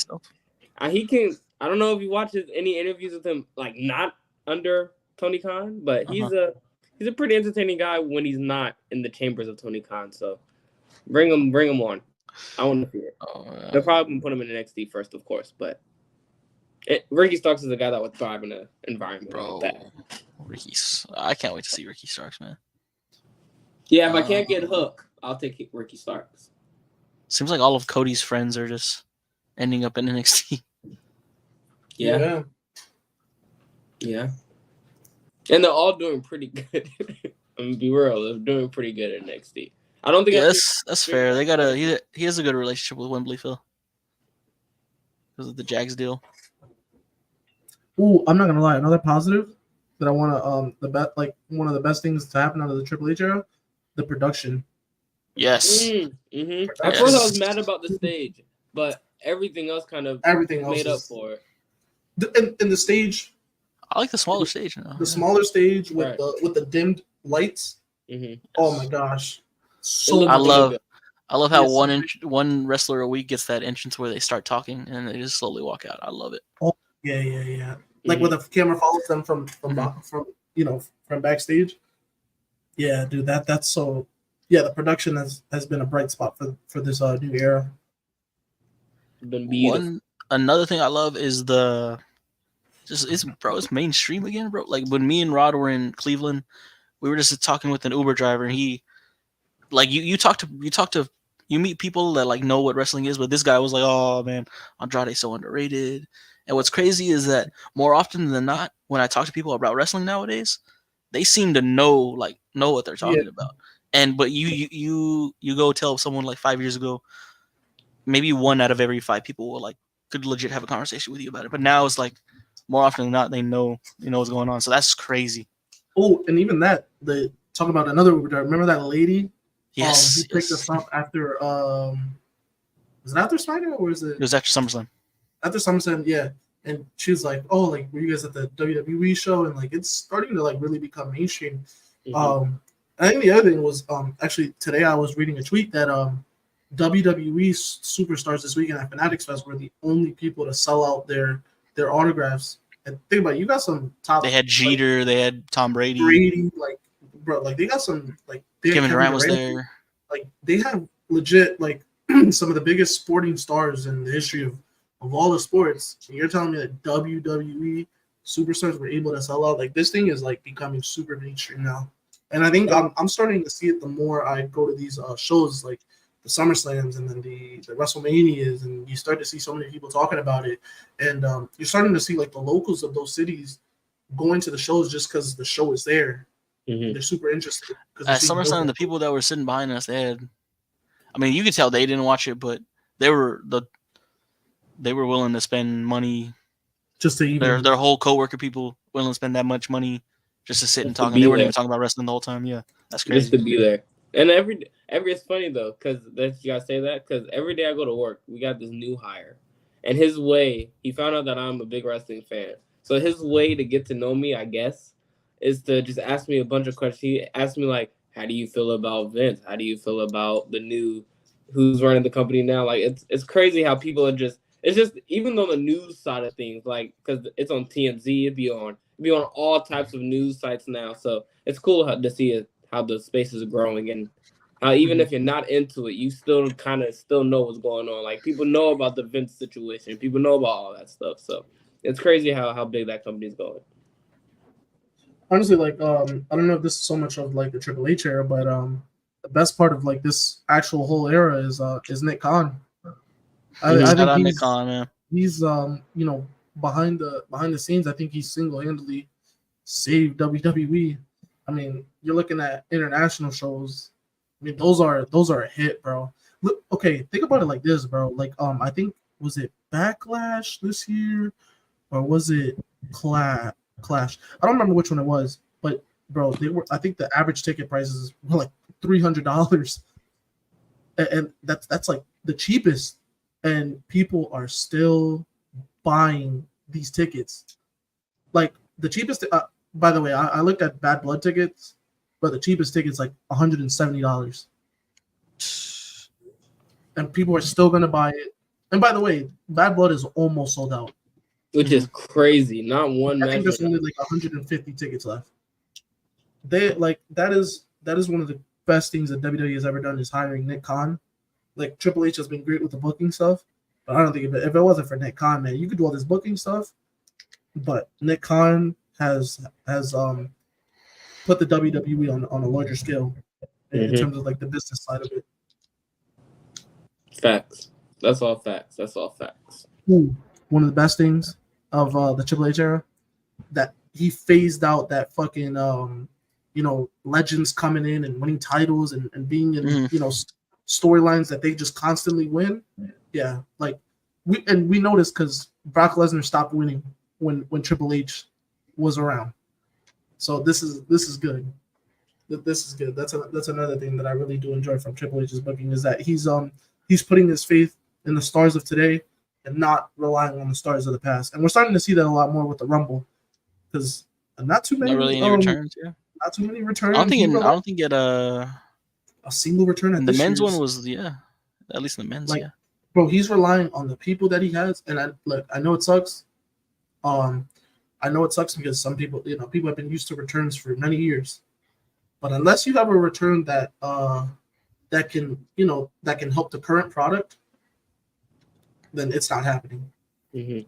Phil, that's exactly, because anytime WWE comes to like my city, I feel like I gotta go because I might miss something this now.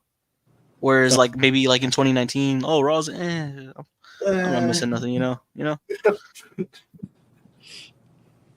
Yeah, there's a difference when I'm looking at AEW in my state versus WWE in my state. AEW, I have to wait to see the card. WWE, I'm going. No hesitation. Like Raw and Corpus. Raw and Corpus. I'm glad I went to that. I almost didn't go to that, and we got to see the YS6, bro. Yeah, that was a good one. Yes, I know you must have been mad you didn't go to Raw in Austin. I'm not gonna lie, I wasn't. I spent so much money on SummerSlam. Yeah. You had that been thinking in the back of your head, like, damn, that was a good ass show, man. It was a good show. It was a good show. I think if I hadn't gone to SummerSlam, I would have been pissed I didn't go to Raw. Yeah. Well, it's because SummerSlam. I mean, look, we got a great SmackDown, which hasn't happened prior to that. It hadn't happened in so long. So we got a great SmackDown out of that, and then obviously SummerSlam was what it was, and then just the whole weekend. But damn, I'm trying to think of like one of the worst things. I guess. Oh, okay. One of the worst things, the women's division. Yeah, that is kind of down right now. Rhea, Rhea is cool. She wasn't having any type of contenders, man. Oh, I forgot about her. Liv is going to go through the same thing too. And look, right now the Liv stuff is going very good, right? Going very good. Okay. The only thing that I think could save her reign, because I think the Rhea stuff is going to be really good, is if right after the Rhea stuff, she immediately goes into a feud with Raquel Rodriguez. Because they have a lot of history there.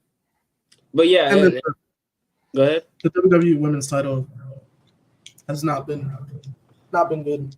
And I was going to add to that, saying that Liv is in a situation where if someone like Raquel doesn't come back, she could be dealing with the same situation that Rhea was dealing with, how they just weren't really feeding her anyone that was worth us really caring about, Now, on the SmackDown side of things, I mean, Bayley got her moment, but they didn't really, I guess, they didn't really feed her anyone either. And then once Nia kind of won that Queen of the Ring, we kind of like, well, damn, you kind of have to put her on Nia right now, So we didn't really get much of that either.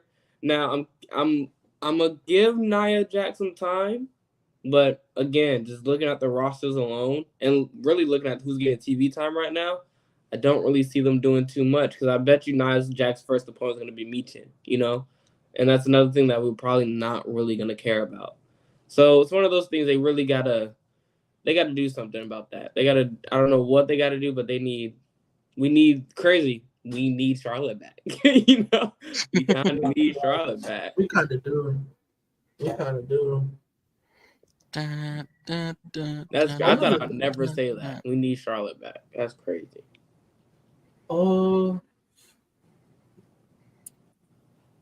Damn, I'm trying to think of something else that's like one of the worst. I mean, tag division. We've already said way too many good things. Like, we need to. The booking of Bobby Lashley. Oh, my heart. We could just say the booking of just black wrestlers in general. My heart. Nah, you're spitting. Outside of NXT's been good, but your main roster, Bianca and Jade. Outside of Bianca, I was gonna say okay. Well, even that's depending on who you ask, that's been kind of It's hard for me to say about Bianca because she was champion for like fucking a year, but I guess now it depends on if you like what she's doing in the tag division. That's on. Yeah. I was about to say, depending on who you ask, Bianca I could see how someone's not really happy with the way they're moving Bianca right now, and maybe even Jade as well. And I'm actually Naomi. I'm gonna be honest. I did not really expect her to lose to Blair Davenport on Friday. I'm gonna be super honest. I'll But say this, D'Lo. I like the way Almost has been used, but it just had. I mean, I like when he has been used. I like the way he has been used, but they just don't use him enough, or they don't use him at all anymore. But and the Noah those guys, few little he's things. saying the said Noah what? guys want him there. The people in Noah want. Wait, really? Fan. Yeah, they said. Mayor That's Fuji funny. said that they want Omos. I think his stuff with Seth was good. His stuff was his match with Brock was cool. Yeah. Even his match with Braun was cool. It's just I don't think he's an every week guy, but there's got to be at least like one thing every now and then. He's just never on. He hasn't been on TV since last SummerSlam, 2023. Yeah. Or no, he was in the Royal Rumble. That was. But I feel like he's one of those guys he's in a situation where that may be all he does. You know, I can really see that, but it sucks because I mean, Omos is better than how I probably portray when I tweet about him, but he is better than that, so he should get more TV time. And a lot of people, like you said, a lot of people tend to like Omos, so why is he not getting TV time? Big, tall giant doesn't always mean bad. And I think a lot of wrestling fans confuse that. Right, but I feel Satnam Singh is bad. Really over, you know. Omos is not bad. Omos is not bad.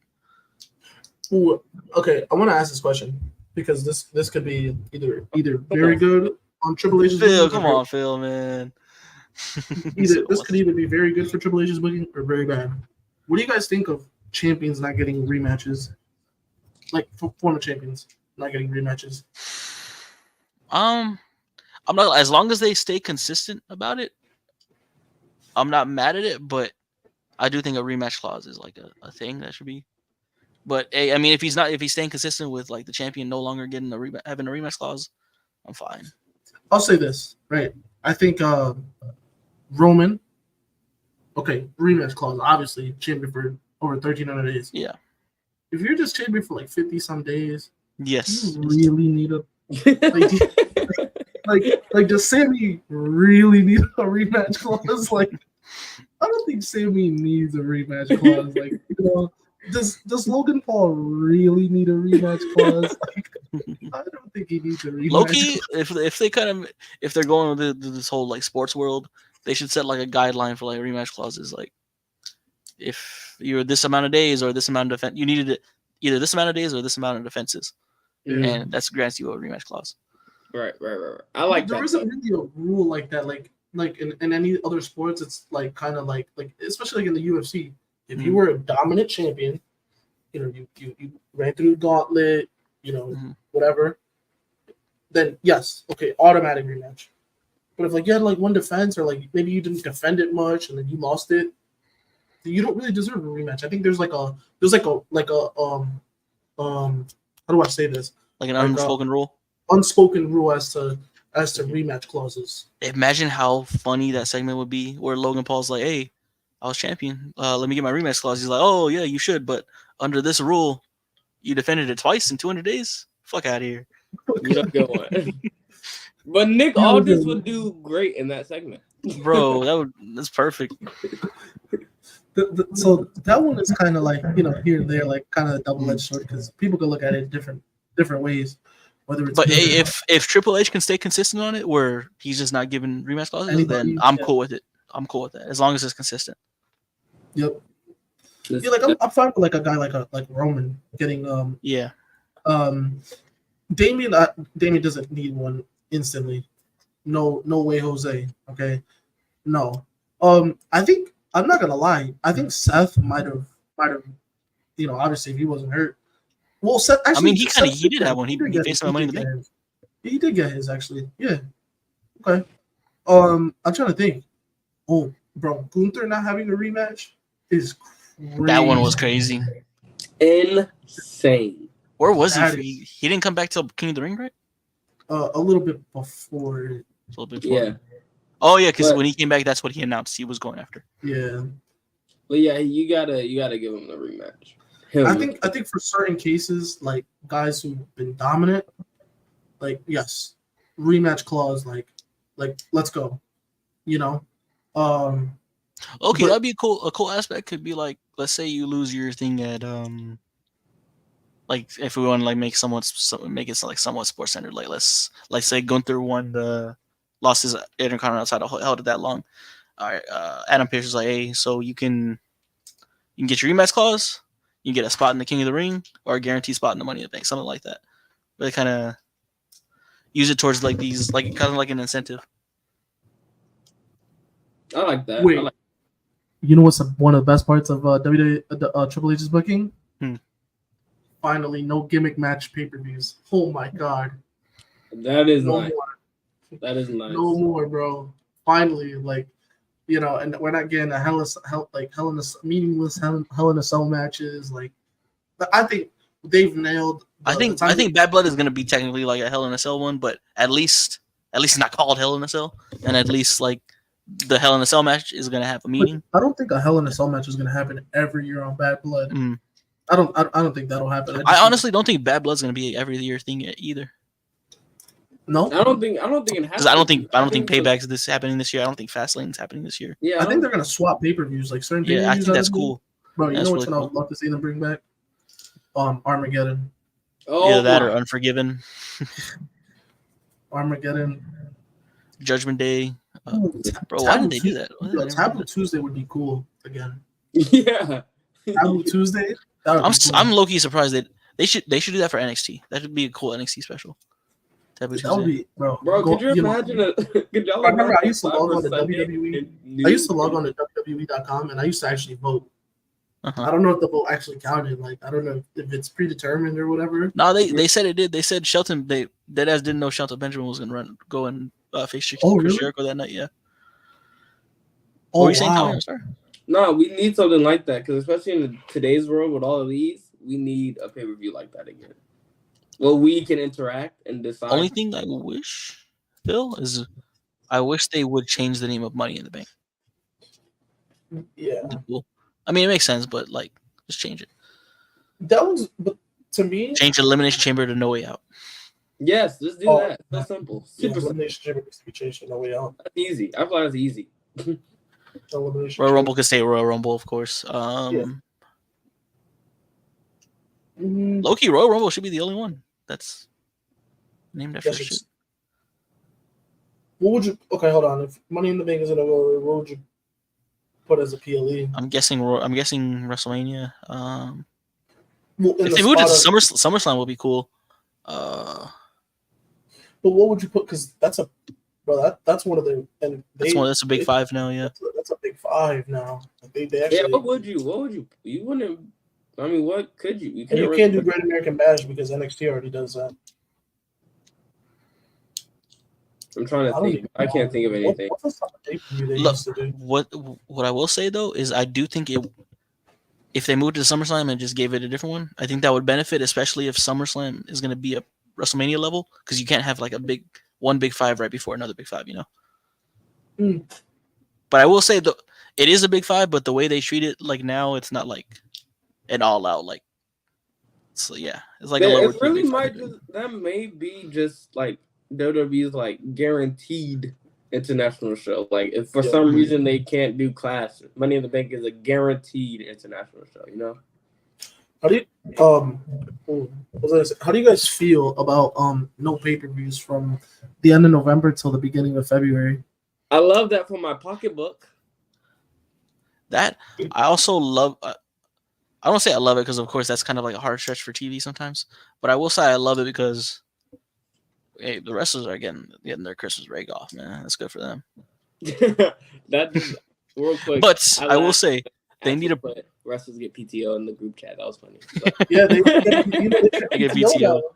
But they should. WWE, I beg of you, if you're not going to do a show during that Christmas break, at least live tape one. Because I don't want to see a recap show. Because I love Christmas break, but I would imagine Christmas break in wrestling. Dude. No? Dude.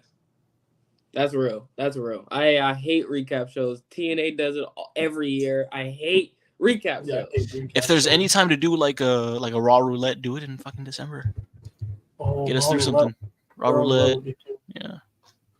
But at the same time, like the Christmas episodes haven't done anything in years. Hey, That's when true. are the Slammies? That's true. When are the Slammies? Where are the Oh yeah, Slammies do the at? Slammies. Yeah. Yeah, when is the Slammy? If So you that is have, a- yeah. You know, that's a social like they They do They it at did it Mania, last- Mania now.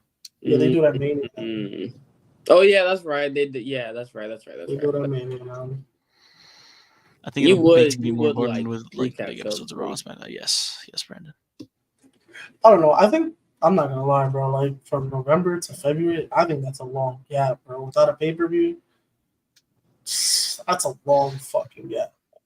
All I know is that Triple H better be booking his ass off in that time period. This year they may do the Cena's last match special during that time. So hopefully that'll get us through TV. Because isn't last days in December? No, that's 25. That's 25. That's 25. Yeah, Oh shit! My fault. I'm thinking ahead. My fault. I think what they're going to supplement, and they did it this year, was like day one and then New Year's Revolution being the. But I'm not gonna lie, that's not till January though. We still got the. What day does Christmas fall on this year? Good question. Let me see. I lost my phone already. Crazy. Christmas falls on a Wednesday. So Cody Roman, I need y'all to work Monday the 23rd, man. Yeah, that would be crazy. I'm sorry. I can't do another recap episode during Christmas break, man. I'm not gonna lie though. I'm not gonna lie. With those sorry. PTO days, we'll get a recap show this year, bro. Yeah, fuck. Do they? Come on, they can work the 23rd, man. Come on, man. Bro, it's either that. I'll work with them. Y'all can do it from the Performance Center. Y'all can do it from the CWC. Right, it's either where that. They run NXT. We're gonna get a live show of nothing but jobbers. Because someone gotta be off. Someone gotta go home. We're tape the episode after like an episode of actually that's crazy. Taping the episode after an episode of Monday Night Raw. What's going on, Gliscor? Either do that or just film like a shorter episode just for 1 week, please. Yeah, I'm not gonna lie. The more I think about it, like there's no chance it's gonna be a recap episode. Yeah, because Triple H said, "Hey, I didn't get any off days when I was wrestling, so I believe in off days." We'll get in a recap show. Fucking Triple H trying to be the cool boss. Fuck out of here. Just give us like a cinematic. Give us a cinematic episode. Boom. Fuck out of here, Triple H. You used to work 6 days a week, buddy. Come on, you come on, man. Make these guys work, man. They don't. You see, you talk about the grind. These guys today don't know about the grind. You're letting your whole roster duck the grind. Duck the grind, exactly. Hey, that's what he said about Will Ospreay, man. Triple H must be a big Will Ospreay fan. No, but you know what would be crazy? What if Triple H is really doing this because TNA and AEW? That's kind of when you sign there. That's the main reason why you sign there is off day. And what do you realize? Like, damn. Triple H, at least give us Worlds Collide that week. Just one show. Oh yeah, NXT can definitely run a show. Make it work. That's NXT, fine. Let's see how bad you want it, man. Let's see how bad you want it. Yeah, let's see how bad. How much are y'all with the grind, NXT? And they'll be on the road again. Yeah. How much? Speaking of the grind, you know who's really on the grind? Freaking Cody Rhodes, man. I mean, you're looking at Friday Night SmackDown, Saturday a house show, flew to Fanatics Fest just to fly back to Florida for tonight's house show, and then obviously tomorrow back home. But then I don't know how many days he actually gets off because it's like his schedule's crazy. I think he has to have the craziest schedule of anybody else. Easily. Of any actual wrestler. Yes, and who knows what he does throughout the week? Because I'm pretty sure he probably has to do media stuff and stuff for WWE. But he's busy, man. That dude is busy. But it's what he wanted, It's what he wanted. He's a busy guy. I know. I've been noticing, man. I mean, house shows every fucking weekend. He's no days off. No days off. Yeah, no days off. Who do you guys think has the tougher schedules? The people over on SmackDown or the people over on Raw?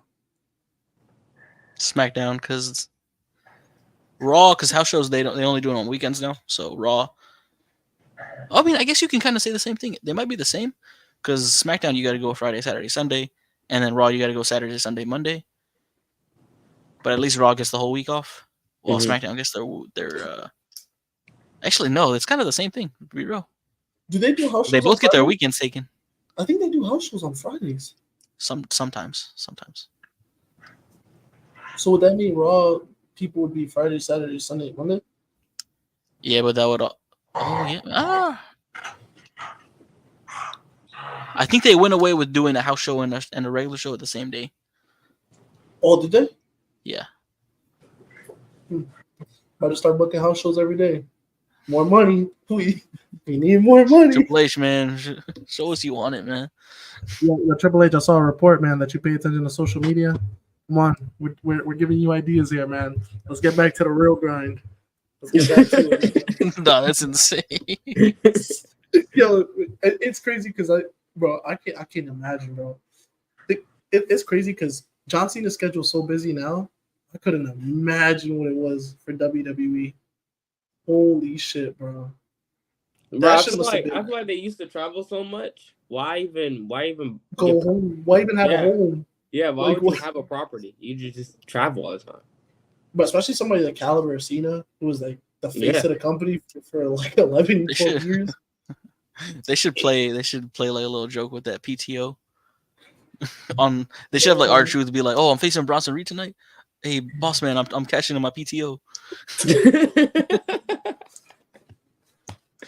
No, that would be a funny little segment. And then they could be like, "Bro, you used all your PTO last week." Damn. They should have a wrestler like use their PTO in like January, like everything, and then they gotta wrestle the rest of the year. You know what must have been a tough time, right? Is when there was like no brand split where they abandoned it. I think after 2012, where people where there were certain superstars showing and then you got house shows. House shows, like get the fuck out of here. I think the only days they weren't doing house shows were like Wednesdays or Tuesdays or something like that. Yeah, something like that. But no, Tuesdays were SmackDown, so it was like Wednesdays and Thursdays. 5 days out of the week is insane, bro. Bro, that's crazy. And then it's like you get home. It's not even just wrestling; you're traveling too. It's like you get home Wednesday, right? You unpack, you sleep, right? Then you gotta pack Thursday because you gotta leave. Why even unpack? Hey, Triple H, people just don't want it as much as they used to, man. That's just me though. Yeah, they don't want. And you're letting it happen, Triple H, and you're letting it happen. Yeah, come on, Trips, come on, man. Chad, if you haven't realized this by now, it's a joke. No, it's not. It's a joke. It's not. Oh man, I think there was a lot more positive stuff.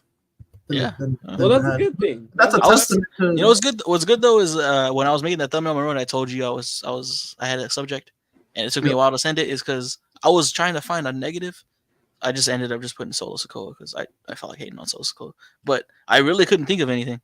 I think we did pretty good. Tag team, the women's division, Solo, god dang, yeah, I think we did all right. Why do you think Camille didn't sign with WWE? Yeah, looking back at it, looking at what she's doing now. She should have. She fucking should have. Hey, she would have been crazy in NXT. Imagine if she had to go. Roxanne had to go through her too. Bro, imagine the division though. Camille, Stephanie, Delta, NXT. Bro, NXT is gonna be so stacked, bro. NXT. Julia. Oh my god. NXT is so stacked. NXT is. Ooh, I don't know. They're getting Ricky Starks, bro. They're getting Ricky Starks. Muda and Marufuji have been training like Tavion Heights and Josh Briggs, bro. They've been doing. Josh Briggs is already like that too. Yeah. Tavion Heights, man. Tavion Heights is starting to make a name for himself out there. Yeah, he's actually really over in Japan. From the clip that I've seen, he's pretty over. He's over. You know what else I saw this weekend? What? Nick Nemeth lost the AAA championship to. We know. I was seeing a lot of stuff. But AAA got to be the worst fucking promotion. I saw a lot of shit about them this weekend. Yeah, and it wasn't. I'm gonna be honest. What I saw wasn't necessarily good stuff. You know what I saw today? I saw Riddle there too. He won a cruiserweight title. Bro. I don't even. You know what else? Yeah. You know what else I saw today? Huh? Zack Sabre Jr. won the Ah! G1. He won the G1. That's good for him, man. I'm happy for him. That's big, bruh. It's been Andre the Giant, Hulk Hogan, Kenny Omega, and Zack Sabre Jr. That's all won the G1. That Andre the Giant won the G1. Yeah, I believe did so. not know Let me that. double check, but I'm pretty sure he did. I know Hulk Hogan has one, Kenny Omega has one, and now Nah, Zack has one. Hogan having a G1 win is insane. That sounds crazy. Hold on. G1, Andre the Giant. Let's see. Oh man, look at these. Look at these lovely. Look at these. Hold on. Why? Just tell me if you want it, please. That's all I need to know. He did call a shot at a pay-per-view. Not even okay. Finally. Yep. So it's gonna be 1982. 1982, everybody. the fuck? Wow. And Hulk Hogan won it in 1983. That's back-to-back years, ass and ass. Wow. It's just when I saw that list, I'm like, damn, they never so give let me- Ospreay one. I'm gonna somewhat skim through this list. Inoki won it a bunch of times. I don't know who that is. I don't I know. think he Andre the has the Giant, record. Hogan, Inoki. Andre the Giant won it twice. Inoki won. Inoki has like 10 wins. Damn. I think he has the Inoki record. Hogan, Antonio Hogan. Antonio Rose. I don't know who this. Fujinami. I know who that Shinsuke. is. Tanahashi. Goto, Kojima, Nakamura, Okada, Naito, Okada, Omega, Naito, Tanahashi. Kota Ibushi won it. That's cool. Oh, Kota Ibushi won twice. Yeah. Okay. No, but if you're not a Japanese wrestler, you don't win the G1 outside of the names we just mentioned. But it's pretty cool that Sabre is in that. That's a rare list to get in because Hey man, he's been there a minute too. Ospreay doesn't even have one, which is crazy. And he's kind of had to take the backseat to guys like Ospreay. Jay I mean, White, Omega, not Ospreay. counting the like homegrown guys like Okada, Tanahashi, all them. But having to take a backseat to being like the third best person that's not from Japan. Yeah. I think it's shout out Sabre. Shout out for Zack Sabre Jr. Man, he deserves it, bro. He's been a mainstay in Japan for a very long time. Oh yeah. And before we head out, I do want to tell chat a little story about my AW trip. Oh yeah, we gotta hear it, man. Gotta hear it. So after the show, I took this lovely picture with Leo Rush. I'm gonna show you guys. But this isn't about the story. I'm just starting with this just because. Shout out to Leo. What a guy he is, man. Super nice guy. I didn't realize how we were basically the same height. So I'm gonna be a wrestler, basically. But anyways, so I also met Jack Perry. As you guys know, huge CM Punk fan. For the longest time, fuck Jack Perry, right? But anyways, so he comes out after the show. He comes out and he starts taking pictures with everyone. Obviously, he did not take a picture with me. Anyone can check this lovely phone. I do not have a picture of Jack Perry. I did not stoop that low. But what I did do when he was trying to leave, and as he was leaving, we yell at him. We go, Jack, how did the Drew McIntyre picture come about? Like, how did you guys get that picture? You guys everyone's seen the picture. Drew McIntyre, Jack Perry took a picture together. CM Punk's biggest ops, right? So he turns back around. He was like, okay, I'll tell you guys the story.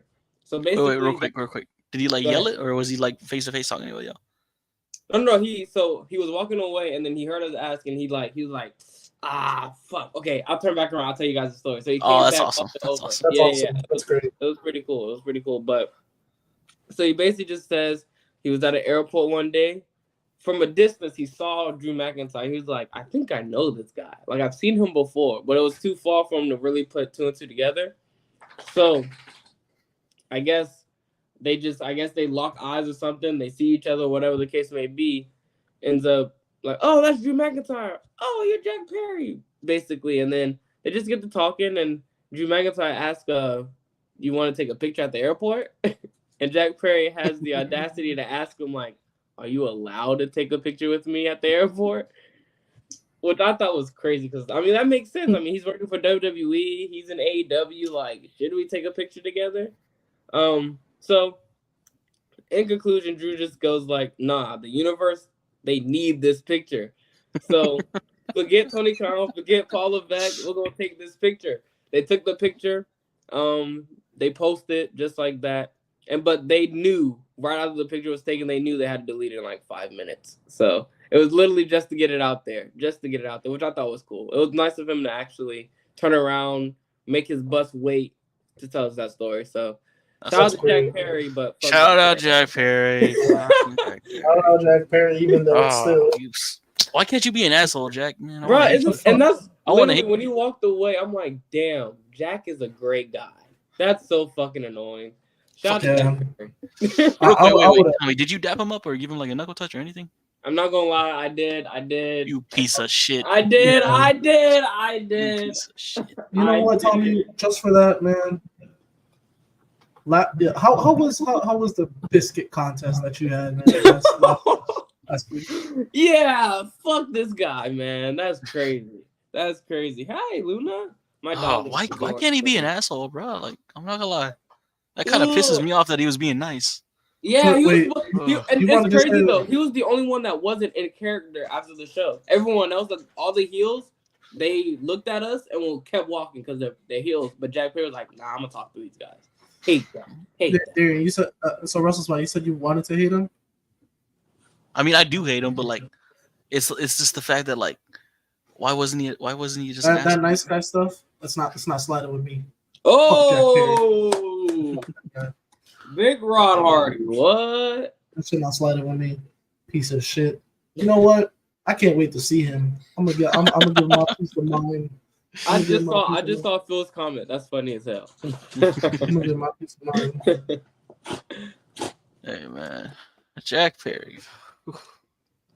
My dogs are bombarding me. What's going on? I guess they're ready. Oh my goodness. Hello, Mario. All right, man. We appreciate y'all if y'all are still here after 2 hours and 2 minutes exactly. I'm happy we went 2 hours. Yeah, I honestly didn't think we were gonna make it an hour, but I'm glad we did. We have a busy next 2 weeks for you guys. So next week, next week is all okay. So next week is All In. We're gonna do a watch along for All In. Okay. Join the Discord. Okay. Yes. It's in the link down in the description. Make sure you join the Discord for updates. Also follow our Twitter, our Twitter or X, our Twitter or X. Whatever you want to call it. Yeah, because I'm gonna post the schedule for the next 2 weeks on there too. Yes. So next week it's I think we're gonna do a stream on Saturday, and then we're gonna do a watch along on Sunday for All In, and then the following week after that we got Friday. It's a TNA Emergence, but we're not gonna do a watch along for that. So we will be watching it in Discord though. Yes, we will be watching it in Discord. So you guys can go ahead and go over to our Discord and join the lounge. Saturday, we will be doing a watch along for Bash of Berlin, and then Sunday we will be doing a watch along for NXT No Mercy. We will let you guys know when we're going to stream. I think we're going to stream after Bash of Berlin, and kind of talk about Bash of Berlin. We're going to talk about Emergence, and then we're going to talk about our predictions for NXT No Mercy as well. So it'll be these next 2 weekends are going to be crazy. So, but yeah, that's it on my end. Yeah, shit, man, should be fun. Tommy, anything? I'm just really excited for these. I love weeks that are just packed with wrestling, like these next 2 weeks are finna be. So, because it keeps me busy outside of work. So, I'm excited. I'm just ready to get to these 2 weeks, man. And y'all, like Axel said, y'all join Discord, follow our Twitter page, man. With all that being said, 2 hours, 4 minutes. We'll see y'all episode 108, 109 next week. And then 110, 111, man. Well, these episodes are flying by. We're getting damn near 2 a week for y'all. Putting the hard work and appreciate y'all being here. We'll see y'all next week. Join the Discord. We talk every day in there. Glister, you're scared of the 2 weeks. So me too, man. Scared? But join our fantasy football league. Oh yeah, yes. We need like 8 more people. Facts. Tommy, I'll put the link in the comments in the description after this. We have 10 people, right? Yeah. 10 people. We might. Well, if TJ's already joined, then we had 11. I don't know if he joined yet, but he said he would. So. Bet. All right, man. We will see y'all next week. Peace. Fuck Jack Perry. Fuck Jack Perry.